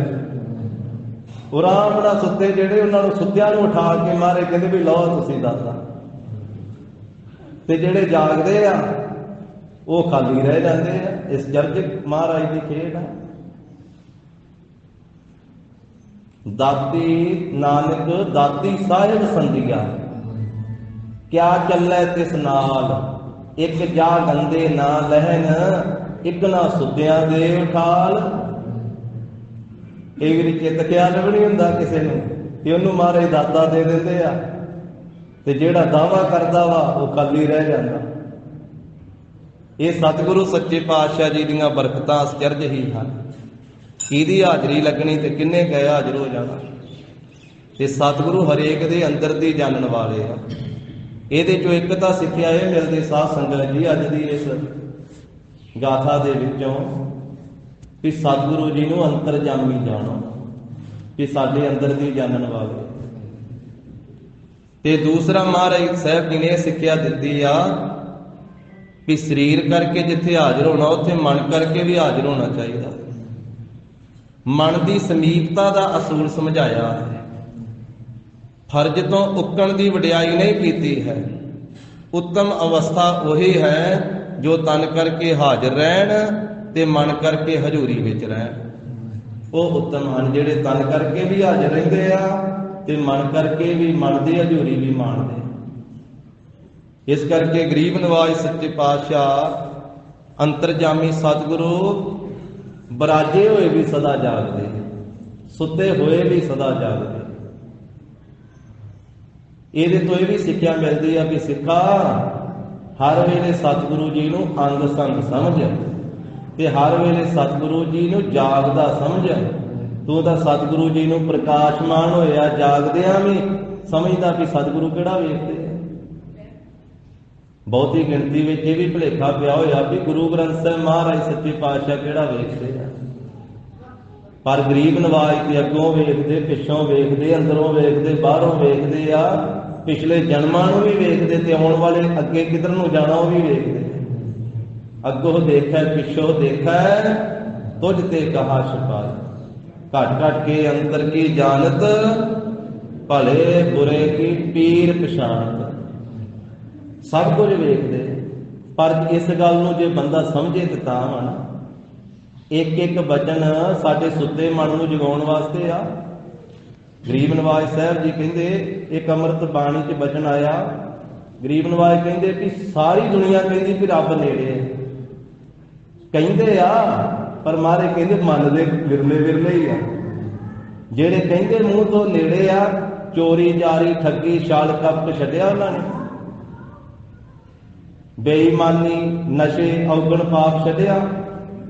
ਮੂੰਹ ਤੋਂ ਕਹਿੰਦੇ ਵੀ ਰੱਬ ਨੇੜੇ ਆ, ਕਹਿਣ ਦੀ ਕਿਹੜੀ ਗੱਲ। ਇਸ ਨੂੰ ਮਹਾਰਾਜ ਨੇ ਆਖਿਆ ਕਿ ਇਹ ਕਥਨੀ ਕਥਨੀ ਆ, ਗੱਲੀ ਕਰਨੀ ਨਹੀਂ ਹੈ। ਤੇ ਇੱਕ ਇਹ ਗਰੀਬ ਨਵਾਜ ਨੇ ਫਰਮਾਇਆ ਕਿ ਜਿਹੜਾ ਸਮਝ ਲੈਂਦਾ ਨਾ, ਕਹਿਣ ਦੇ ਨਾਲ ਸਮਝ ਵੀ ਲੈਂਦਾ ਵੀ ਵਾਹਿਗੁਰੂ ਮੇਰੇ ਨੇੜੇ ਆ, ਗੁਰੂ ਸਾਹਿਬ ਮੇਰੇ ਨੇੜੇ ਆ, ਤੇ ਉਹਦੇ ਤੋਂ ਫਿਰ ਬੁਰਾ ਨਹੀਂ ਹੁੰਦਾ। ਨਿਕਟ ਬੁੱਝੈ ਸੋ ਬੁਰਾ ਕਿਉਂ ਕਰੈ। ਮਹਾਰਾਜ ਪੰਜਵੇਂ ਪਾਤਸ਼ਾਹ ਦਾ ਬਚਨ ਹੈ ਭੈਰੋ ਰਾਗ ਦਾ। ਸਤਿਗੁਰੂ ਕਹਿੰਦੇ ਜਿਹੜਾ ਨੇੜੇ ਸਮਝ ਲਵੇ ਉਹ ਫਿਰ ਬੁਰਾ ਕਿਵੇਂ ਕਰੇਗਾ। ਪਰ ਲੋਕ ਤਾਂ ਪਾਠ ਵੀ ਕਰਾਉਂਦੇ ਆ ਤੇ ਸ਼ਰਾਬਾਂ ਵੀ ਪਿਆਉਂਦੇ। ਦੋਹਰੀ ਗੱਲ ਕਿ ਨੇੜੇ ਸਮਝਿਆ ਹੀ ਨਹੀਂ ਨਾ, ਪਾਠ ਵੀ ਕਰਾਓ ਤੇ ਸ਼ਰਾਬਾਂ ਵੀ ਪੀਓ ਖਵਾਓ। ਇਸ ਕਰਕੇ ਜੇ ਨੇੜੇ ਸਮਝਿਆ ਵਾ ਸਤਿਗੁਰਾਂ ਨੂੰ, ਫਿਰ ਦੋਹਰੀਆਂ ਗੱਲਾਂ ਨਹੀਂ ਕਰ ਸਕਦਾ, ਫਿਰ ਤਾਂ ਇੱਕ ਪਾਸੇ ਹੋ ਕੇ ਚੱਲੇ। ਤਾਂ ਸਤਿਗੁਰੂ ਸੱਚੇ ਪਾਤਸ਼ਾਹ ਮਹਾਰਾਜ ਸਾਹਿਬ ਗੁਰੂ ਕਲਗੀਧਰ ਪਾਤਸ਼ਾਹ ਜੀ ਨੂੰ ਸਾਰੀ ਸੰਗਤ ਨੇ ਧੰਨ ਧੰਨ ਆਖਿਆ ਹੈ। ਦੋਹਰਾ ਸੋ ਬਰਖਾ ਕਰ ਧਨ ਗਏ, ਖੇਤੀ ਲਈ ਪੰਗਾਏ। ਸਾਧ ਸੰਗਤ ਜੀ ਅਗਲਾ ਪ੍ਰਸੰਗ ਆਰੰਭ ਹੋਇਆ ਹੈ। ਜੋ ਪਿੱਛੇ ਜ਼ਿਕਰ ਆਇਆ ਸੀ ਨਾ ਕਿ ਭਾਈ ਡੱਲੇ ਜੀ ਨੇ ਅਥਵਾ ਹੋਰ ਕਈਆਂ ਪਿੰਡਾਂ ਦੀ ਸੰਗਤ ਆਈ ਸੀ, ਉਹਨਾਂ ਨੇ ਬੇਨਤੀ ਕੀਤੀ ਸੀ ਮਹਾਰਾਜ ਕਿ ਮੀਂਹ ਨਹੀਂ ਪਿਆ, ਤੇ ਭਾਈ ਡੱਲੇ ਜੀ ਨੂੰ ਕਹਿ ਕਰਕੇ ਮਹਾਰਾਜ ਸਾਹਿਬ ਜੀ ਨੇ ਮੀਂਹ ਪਵਾਇਆ ਸੀ। ਜਦੋਂ ਆਪਣੀ ਜੁੱਤੀ ਆਕਾਸ਼ ਵੱਲ ਨੂੰ 7 ਵਾਰੀ ਮਾਰੀ ਸੀ, ਮਹਾਰਾਜ ਕਹਿੰਦੇ ਪਿੰਦਰ ਦੇਵਤੇ ਤੋਂ ਪਵਾਈਏ ਮੀਂਹ। ਤਾਂ ਮੀਂਹ ਬੜੀ ਜ਼ੋਰ ਦੀ ਪਿਆ ਸੀ ਕਿ ਉਹ ਫਸਲ ਪੱਕ ਗਈ, ਲੋਕਾਂ ਨੇ ਵੱਢ ਲਈ, ਦਾਣੇ ਸਾਂਭ ਲਏ, ਸਮਾਂ ਲੰਘ ਗਿਆ, ਕਈ ਮਹੀਨੇ ਲੰਘ ਗਏ। ਤੇ ਕਹਿੰਦੇ ਵੀ ਉਸ ਮੌਕੇ ਤੇ ਤਾਂ ਮੀਂਹ ਪੈ ਗਿਆ ਸੀ। ਸੋ ਬਰਖਾ ਕਰ ਘਨ ਗਏ, ਘਨ ਬੱਦਲ ਜਿਹੜੇ ਸੀ ਨਾ ਉਹ ਮੀਂਹ ਪਾ ਕੇ ਉਸ ਮੌਕੇ ਤੇ ਚਲੇ ਗਏ, ਤੇ ਸਾਰੇ ਇਲਾਕੇ ਦੀ ਖੇਤੀ ਵੀ ਪੱਕ ਗਈ, ਸਾਂਭ ਲਈ। ਮਾਸ ਬੀਤੇ ਬੋਰ, ਉਸ ਮੀਂਹ ਪੈਣ ਤੋਂ ਬਾਅਦ ਕਈ ਮਹੀਨੇ ਫੇਰ ਬੀਤ ਗਏ, ਵਾਰ ਬੂੰਦ ਨਹਿ ਪਾਏ, ਤੇ ਫਿਰ ਦੁਬਾਰਾ ਬੂੰਦ ਨਹੀਂ ਪਈ ਕਿਤੇ, ਫਿਰ ਮੀਂਹ। ਸਮਾਂ ਲੰਘ ਗਿਆ, ਉਧਰਲਾ ਇਲਾਕਾ ਵੀ ਰੇਤਲਾ ਹੀ ਹੈ ਤੇ ਬਹੁਤੀ ਖੇਤੀ ਉਹਨਾਂ ਦਿਨਾਂ ਵਿੱਚ ਮੀਂਹ ਦੇ ਆਸਰੇ ਤੇ ਹੀ ਸੀ, ਵਿਰਲਾ ਵਿਰਲਾ ਕਿਤੇ ਖੂਹ। ਤੇ ਇਸ ਕਰਕੇ ਕਹਿੰਦੇ ਵੀ ਕਈ ਮਹੀਨੇ ਲੰਘ ਗਏ ਅਤੇ ਬੱਦਲਾਂ ਵਿੱਚੋਂ ਕਿਤੇ ਬੂੰਦ ਨਹੀਂ ਪਈ, ਆਕਾਸ਼ ਵਿੱਚ ਕੋਈ ਬੱਦਲ ਨਹੀਂ ਆਇਆ, ਮੀਂਹ ਨਹੀਂ ਪਿਆ। ਚੌਪਈ ਗ੍ਰਾਮ ਨਿਕਟ ਕੇ ਸਰਸ ਸਗਾਨੇ। ਤਾਂ ਗ੍ਰਾਮ ਨੇੜੇ ਨੇੜੇ ਦੇ ਜਿੰਨੇ ਪਿੰਡਾਂ ਦੇ ਨੇੜੇ ਤਾਲ ਸੀ ਨਾ, ਤਲਾਬ, ਉਹ ਸਾਰੇ ਸੁੱਕ ਗਏ। ਪਸ਼ੂ ਮਨੁੱਖ ਜੈ ਪਾਣੀ ਪਾਨੇ। ਤੇ ਪਿੰਡਾਂ ਦੇ ਨੇੜੇ ਦੇ ਉਹ ਢਾਬਾਂ, ਤਾਲ, ਸਰੋਵਰ, ਉਹ ਸਾਰੇ ਸੁੱਕ ਗਏ ਜਿੱਥੋਂ ਪਸ਼ੂ ਤੇ ਮਨੁੱਖ ਪਾਣੀ ਪੀਂਦੇ ਸੀ। ਸੋ ਜਿਸ ਥਾਂ ਦੇ ਉੱਤੇ ਪਾਣੀ ਇਕੱਠਾ ਕੀਤਾ ਜਾਂਦਾ ਸੀ, ਉਹ ਸਾਰੇ ਪਾਣੀ ਦੇ ਟਿਕਾਣੇ ਸੁੱਕ ਗਏ। ਸ੍ਰੀ ਗੁਰ ਸੁਨ ਡੱਲੇ ਕੀ ਬਾਤ। ਤੇ ਗਰੀਬ ਨਵਾਜ ਸਾਹਿਬ ਜੀ ਨੇ ਸਿੰਘ ਦੇ ਪਾਸੋਂ ਭਾਈ ਡੱਲੇ ਦੀ ਗਾਥਾ ਸੁਣੀ। ਇਹ ਵੀ ਪਿਛਲੇ ਪ੍ਰਸੰਗ ਦੀ ਗੱਲ ਦੱਸਣ ਲੱਗੇ ਇੱਥੇ ਕਵੀ, ਜੋ ਸਰਹੰਦ ਦੇ ਸੂਬੇ ਨੇ ਚਿੱਠੀ ਭੇਜੀ ਸੀ ਤੇ ਮਹਾਰਾਜ ਨੇ ਸਿੰਘ ਨੂੰ ਆਖਿਆ ਸੀ ਵੀ ਚੁੱਪ ਚਪੀਤੇ ਸੁਣ ਲਓ ਕਿ ਕੀ ਡੱਲਾ ਡਰਦਾ ਵਾ ਜਾਂ ਕੀ ਉੱਤਰ ਦਿੰਦਾ ਹੈ। ਉਹ ਡੱਲੇ ਦੀ ਗੱਲ ਜਦੋਂ ਆ ਕਰਕੇ ਸਿੰਘ ਨੇ ਸੁਣਾਈ ਸੀ, ਕਹੀ ਤੁਰਕ ਸੋ ਲਿਖ ਬਖਿਆਤ। ਤੇ ਭਾਈ ਡੱਲੇ ਜੀ ਨੇ ਉਹ ਵਜੀਦ ਥਾਂ ਸਰਹੰਦ ਦੇ ਸੂਬੇ ਨੂੰ, ਤੁਰਕ ਨੂੰ ਪ੍ਰਗਟ ਤੌਰ ਤੇ ਫਿਰ ਆਪਣਾ ਜਵਾਬ ਲਿਖ ਕੇ ਜੋ ਦਿੱਤਾ ਸੀ। ਜਦੋਂ ਇਹ ਸਤਿਗੁਰੂ ਜੀ ਨੇ ਸੁਣਿਆ, ਜੀਵਨ ਮਰਨ ਗੁਰੂ ਕੇ ਸੰਗ। ਸਿੰਘ ਨੇ ਦੱਸਿਆ ਵੀ ਮਹਾਰਾਜ ਆ ਜਵਾਬ ਦਿੱਤਾ ਭਾਈ ਡੱਲੇ ਨੇ ਸਰਹੰਦ ਦੇ ਸੂਬੇ ਨੂੰ ਚਿੱਠੀ ਲਿਖਾ ਕੇ ਕਿ ਮੇਰਾ ਜੀਵਨਾ ਮੇਰਾ ਮਰਨਾ ਮੇਰੇ ਗੁਰੂ ਗੋਬਿੰਦ ਸਿੰਘ ਦੇ ਨਾਲ ਹੈ। ਪਟ ਹੈ ਜਮੂ ਤਬ ਕਾਲੈ ਜੰਗ। ਸਰਹੰਦ ਦੇ ਸੂਬਿਆ, ਜੇ ਤੂੰ ਆਪਣੀ ਫੌਜ ਭੇਜੇਗਾ ਨਾ ਤੇ ਤੇਰੀ ਫੌਜ ਦੇ ਨਾਲ ਜੰਗ ਕਰਾਂਗੇ। ਇਤਿਆਦਿਕ ਜਬ ਸਿੰਘ ਸੁਨਾਏ। ਇਸ ਤੋਂ ਆਦਿਕ ਜਦੋਂ ਉਹ ਗੁਰੂ ਕੇ ਸਿੰਘ ਨੇ ਭਾਈ ਡੱਲੇ ਦੀ ਸਾਰੀ ਗਾਥਾ ਸੁਣਾਈ ਅਦਿਕ ਪ੍ਰਸੰਨ ਭਏ ਵਸਾਈ। ਤੇ ਬਹੁਤ ਹੀ ਮਹਾਰਾਜ ਸਾਹਿਬ ਜੀ ਖੁਸ਼ ਹੋਏ। ਧੰਨ ਗੁਰੂ ਗੋਬਿੰਦ ਸਿੰਘ ਸੱਚੇ ਪਾਤਸ਼ਾਹ। ਜਗ ਡੱਲਾ ਗੁਰ ਢਿੱਗ ਚੱਲ ਆਇਓ। ਹੁਣ ਜਦੋਂ ਭਾਈ ਡੱਲਾ ਜੀ ਗੁਰੂ ਗੋਬਿੰਦ ਸਿੰਘ ਮਹਾਰਾਜ ਸਾਹਿਬ ਜੀ ਦੇ ਦਰਸ਼ਨ ਕਰਨ ਵਾਸਤੇ ਜਿਸ ਵੇਲੇ ਮਹਾਰਾਜ ਦੇ ਪਾਸ ਆਇਆ ਹੈ, ਬੈਠ ਗਇਓ ਪਗ ਸੀਸ ਨਿਵਾਇਓ। ਦਸ਼ਮੇਸ਼ ਪਾਤਸ਼ਾਹ ਦੇ ਚਰਨਾਂ ਦੇ ਉੱਤੇ ਸੀਸ ਝੁਕਾ ਕੇ ਨਮਸਕਾਰ ਕਰਕੇ ਮਹਾਰਾਜ ਦੇ ਪਾਸ ਸੰਗਤ ਵਿੱਚ ਬੈਠਾ ਹੈ। ਭਏ ਪ੍ਰਸੰਨ ਕਿਰਪਾਲ ਬਖਾਨਾ। ਭਾਈ ਡੱਲੇ ਦੀ ਸੇਵਾ ਤੇ ਨਿਡਰਤਾ ਦੇ ਉੱਤੇ ਕਿ ਸਾਡੇ ਨਾਲ ਬੜਾ ਪ੍ਰੇਮ ਹੈ, ਸਰਹੰਦ ਦੇ ਸੂਬੇ ਨੂੰ ਇਸ ਤਰੀਕੇ ਦਾ ਜਵਾਬ ਦਿੱਤਾ ਹੈ। ਇਹ ਸਾਰਾ ਕੁਝ ਸਿੰਘ ਦੇ ਪਾਸੋਂ ਸੁਣ ਕੇ ਤੇ ਭਾਈ ਡੱਲੇ ਉੱਤੇ ਬਹੁਤ ਖੁਸ਼ ਹੋਏ ਮਹਾਰਾਜ ਸਾਹਿਬ ਜੀ। ਤੋ ਸੰਗ ਬੰਦਕ ਜਮੂ ਮਹਾਨਾ। ਤੇ ਕਿਰਪਾਲੂ ਹੋ ਕਰਕੇ ਖੁਸ਼ ਹੋ ਕਰਕੇ ਮਹਾਰਾਜ ਨੇ ਬਚਨ ਕੀਤਾ ਵੀ ਡੱਲਿਆ ਤੇਰੇ ਨਾਲ ਤੇਰੇ ਜਿਹੜੇ ਸੰਬੰਧੀ ਆ, ਤੇਰੇ ਸੰਬੰਧੀਆਂ ਦੀ ਬਹੁਤ ਵੱਡੀ ਫੌਜ ਹੈ ਤੇਰੇ ਕੋਲੇ। ਰੋਜ਼ ਗੁਰੂ ਸਰਕਾਰ ਜੋ ਵਰਤੇ। ਤੇ ਮਹਾਰਾਜ ਸਾਹਿਬ ਜੀ ਕਹਿਣ ਲੱਗੇ ਵੀ ਗੁਰੂ ਕੇ ਖਜ਼ਾਨੇ ਵਿੱਚੋਂ ਜੋ ਰੋਜ਼ ਖਜ਼ਾਨਾ ਵਰਤਿਆ ਜਾਂਦਾ ਹੈ, ਸਭ ਚਾਕਰ ਜਿਮ ਲੈਬੋ ਕਰਕੇ। ਅਸੀਂ ਜਿੰਨੇ ਨੌਕਰ ਰੱਖੇ ਆਪਣੀ ਫੌਜ ਦੇ ਵਿੱਚ, ਕਿਉਂਕਿ ਕੁਝ ਸਿੰਘ ਮਹਾਰਾਜ ਸਾਹਿਬ ਜੀ ਦੇ ਨਿਸ਼ਕਾਮੀ ਆ, ਜਿਹੜੇ ਕੋਈ ਕਾਮਣਾ ਨਹੀਂ, ਸਿਰਫ ਪ੍ਰਸ਼ਾਦਾ ਪਾਣੀ ਛਕਦੇ ਆ ਮਹਾਰਾਜ ਦੇ ਲੰਗਰ ਦੇ ਵਿੱਚੋਂ ਤੇ ਸੇਵਾ ਕਰਦੇ। ਤੇ ਕੁਝ ਸਾਧ ਸੰਗਤ ਜੀ ਗੁਰੂ ਗੋਬਿੰਦ ਸਿੰਘ ਮਹਾਰਾਜ ਦੇ ਪਾਸ ਨੌਕਰ ਰਹਿ ਕਰਕੇ ਸੇਵਾ ਕਰਦੇ ਆ, ਤਨਖਾਹਾਂ ਲੈਂਦੇ ਆ। ਤੇ ਸਤਿਗੁਰੂ ਜੀ ਨੇ ਡੱਲੇ ਚੌਧਰੀ ਨੂੰ ਆਖਿਆ ਵੀ ਜਿਵੇਂ ਅਸੀਂ ਆਪਣੇ ਪਾਸ ਫੌਜ ਕੁਝ ਭਰਤੀ ਕੀਤੀ ਆ, ਨੌਕਰ ਰੱਖੇ ਹੋਏ ਆ, ਜਿਵੇਂ ਸਾਡੇ ਕੋਲੋਂ ਰੋਜ਼ ਉਹ ਮਾਇਆ ਲੈਂਦੇ ਹਨ। ਤੇ ਡੱਲਿਆ ਤੇਰੀ ਜਿੰਨੀ ਫੌਜ ਵਾ, ਤੂੰ ਆਪਣੀ ਫੌਜ ਵਾਸਤੇ ਵੀ ਸਾਡੇ ਕੋਲੋਂ ਪੈਸੇ ਲੈ ਲਿਆ ਕਰ।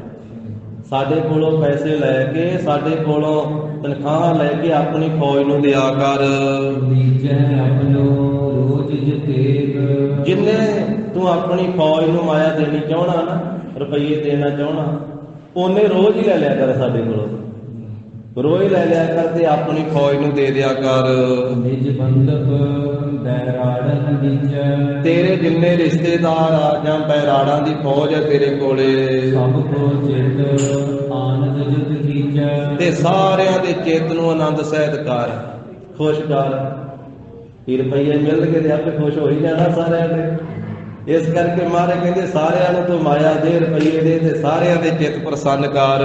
ਇਸ ਤੇ ਬਿਨਾ ਆਨ ਅਵਿਲਾਖਾ, ਇਹ ਭਾਈ ਡੱਲਿਆ ਤੇਰੇ ਤੇ ਅਸੀਂ ਖੁਸ਼ ਹਾਂ, ਇਹਦੇ ਤੋਂ ਬਿਨਾ ਹੋਰ ਵੀ ਜੇ ਕੋਈ ਤੇਰੀ ਇੱਛਾ ਹੈ ਸੋ ਪੀ ਦੇ ਕਰੋ ਨਿਜ ਭਾਖਾ, ਉਹ ਵੀ ਤੈਨੂੰ ਦੇ ਦੇਵਾਂਗੇ। ਤੂੰ ਬੇਨਤੀ ਕਰ, ਤੂੰ ਦੱਸ ਆਪਣੇ ਮੁਖ ਤੋਂ। ਸੁਨ ਡੱਲਾ ਬੈਰਾੜ ਉਦਾਰਾ, ਮਹਾਰਾਜ ਦਾ ਇਹ ਬਚਨ ਸੁਣ ਕਰਕੇ ਭਾਈ ਡੱਲਾ ਜੋ ਬੈਰਾੜ ਹੈ ਸ੍ਰੇਸ਼ਟ, ਤੁਝ ਪਰ ਵਿਦਾ ਪ੍ਰਸੰਨ ਹਮਾਰਾ। ਮਹਾਰਾਜ ਕਹਿਣ ਲੱਗੇ ਡੱਲਿਆ ਤੇਰੇ ਤੇ ਸਾਡਾ ਹਿਰਦਾ ਬਹੁਤ ਪ੍ਰਸੰਨ ਹੈ, ਬਹੁਤ ਅਸੀਂ ਤੇਰੇ ਤੇ ਖੁਸ਼ ਹਾਂ। ਕਰੋ ਕਾਮਨਾ ਸੋ ਕਹਿ ਦੇ, ਜੋ ਤੇਰੇ ਹਿਰਦੇ ਵਿੱਚ ਕਾਮਨਾ ਵਾ ਨਾ, ਜੋ ਤੂੰ ਸਾਡੇ ਤੋਂ ਮੰਗਣਾ ਚਾਹਣਾ ਮੰਗ ਲਾ।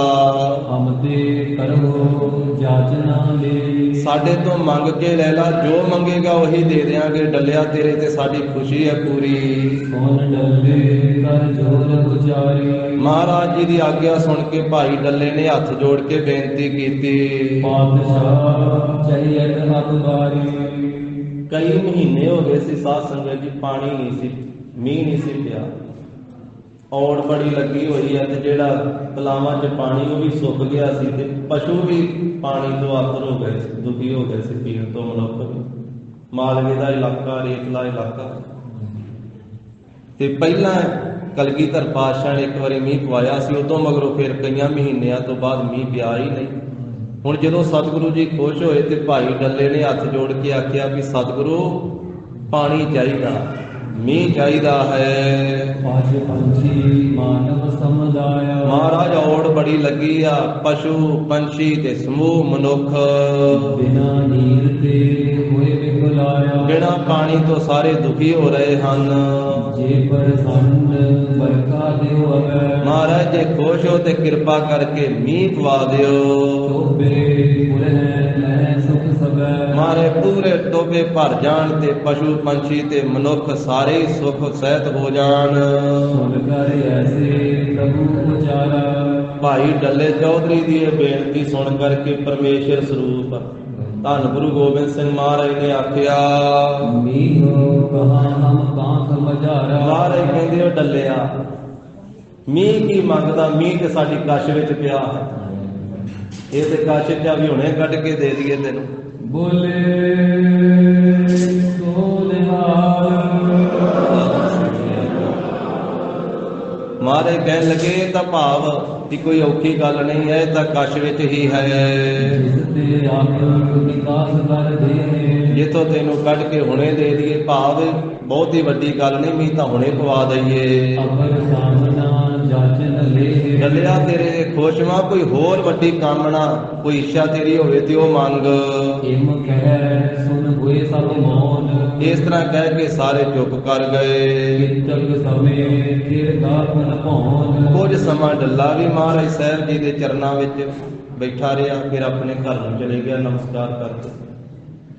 ਫਿਰ ਕਿਵੇਂ ਕਲਗੀਧਰ ਪਾਤਸ਼ਾਹ ਨੇ ਮੀਂਹ ਪਵਾਇਆ, ਉਹ ਅਗਲੇ ਪ੍ਰਸੰਗ ਵਿੱਚ ਕੱਲ ਨੂੰ ਆਵੇਗਾ ਸਾਧ ਸੰਗਤ ਦੀ ਪਵਿੱਤਰ ਇਤਿਹਾਸ। ਮਹਾਰਾਜ ਸਾਹਿਬ ਜੀ ਨੇ ਫਿਰ ਮੀਂਹ ਵੀ ਪਵਾਇਆ, ਤਾਂ ਫਿਰ ਭਾਈ ਡੱਲੇ ਦੇ ਉੱਤੇ ਬੇਅੰਤ ਖੁਸ਼ੀਆਂ ਕੀਤੀਆਂ ਵੀ ਹੋਰ ਮੰਗ। ਉਹ ਸਾਰੀ ਗਾਥਾ ਜਿਹੜੀ ਅਗਲੇ ਪ੍ਰਸੰਗਾਂ ਵਿੱਚ ਆਵੇਗੀ। ਗੁਰੂ ਜੀ ਦੇ ਪਾਵਨ ਇਤਿਹਾਸ ਦੀ ਵਿਚਾਰ ਸਾਂਝੀ ਕਰਦੇ ਹਾਂ। ਹੋਈਆਂ ਭੁੱਲਾਂ ਚੁੱਕਾਂ ਦੀ ਸਤਿਗੁਰੂ ਜੀ ਗੁਰ ਸੰਗਤ ਜੀ ਖਿਮਾ ਦੇਣ। ਔਰ ਸਾਧ ਸੰਗਤ ਜੀ ਕੱਲ ਤੋਂ ਸਮੇਂ ਵਿੱਚ 15 ਮਿੰਟ ਦੀ ਤਬਦੀਲੀ ਹੈ। ਜਿਵੇਂ 4:15 ਤੋਂ 5:15 ਤੀਕ ਅੱਗੇ ਹਰ ਰੋਜ਼ ਗੁਰੂ ਕੇ ਇਤਿਹਾਸ ਦੀ ਕਥਾ ਹੁੰਦੀ ਹੈ, ਕੱਲ ਤੋਂ ਸਾਧ ਸੰਗਤ ਜੀ 4:30 ਤੋਂ 5:30 ਵਜੇ ਤੱਕ ਗੁਰੂ ਕੇ ਇਤਿਹਾਸ ਦੀ ਕਥਾ ਹੋਵੇਗੀ। ਇਸੇ ਤਰ੍ਹਾਂ ਬਾਕੀ ਵੀ ਸਾਰਾ ਸਮਾਂ ਅੱਗੇ ਸਮਾਪਤੀ ਤੱਕ 15 ਮਿੰਟ ਸਾਰਾ ਹੀ ਵੱਧ ਜਾਵੇਗਾ। 15 ਮਿੰਟ ਅੱਗੇ ਕੀਰਤਨ ਹੋ ਜਾਵੇਗਾ, ਤੇ ਇਸੇ ਤਰ੍ਹਾਂ 15 ਮਿੰਟ ਅੱਗੇ ਫਿਰ ਰਹਿਰਾਸ ਸਾਹਿਬ ਜੀ ਦਾ ਪਾਠ ਆਰੰਭ ਹੋਵੇਗਾ। ਸੋ ਇਹ ਸਾਰੀ ਸੰਗਤ ਨੇ ਸਾਧ ਸੰਗਤ ਜੀ ਸਮੇਂ ਨਾਲ ਹਾਜ਼ਰੀ ਭਰ ਕੇ ਗੁਰੂ ਘਰ ਦੀਆਂ ਖੁਸ਼ੀਆਂ ਪ੍ਰਾਪਤ ਕਰਨੀਆਂ ਜੀ। 4:30 ਤੋਂ 5:30 ਵਜੇ ਤੱਕ ਕੱਲ੍ਹ ਨੂੰ ਗੁਰੂ ਕੇ ਇਤਿਹਾਸ ਦੀ ਕਥਾ ਹੋਵੇਗੀ। ਹੇ ਗੋਬਿੰਦ ਹੇ ਗੋਪਾਲ ਹੇ ਦਇਆਲ ਲਾਲ, ਪ੍ਰਾਨ ਨਾਥ ਅਨਾਥ ਸਖੇ दीन दर्द निवार, हे समरथ अगम पूरन, मोहे मया तार। अंधकूप महाभयान, नानक पारे उदार। आए प्रभ सरनागति, कृपा नित दयाल। एक अक्षर हर मन बसत, नानक होत निहाल। कथा निता प्रत होत है, सुनो सिंह सुजान। नानक गुर गोबिंद सिंह जी, सदा करे कल्याण। नानक गुर गोबिंद सिंह जी, सदा करे कल्याण। वाहिगुरु जी का खालसा, वाहिगुरु जी की फतेह। सत श्री अकाल। वाहिगुरु जी का खालसा, वाहिगुरु जी की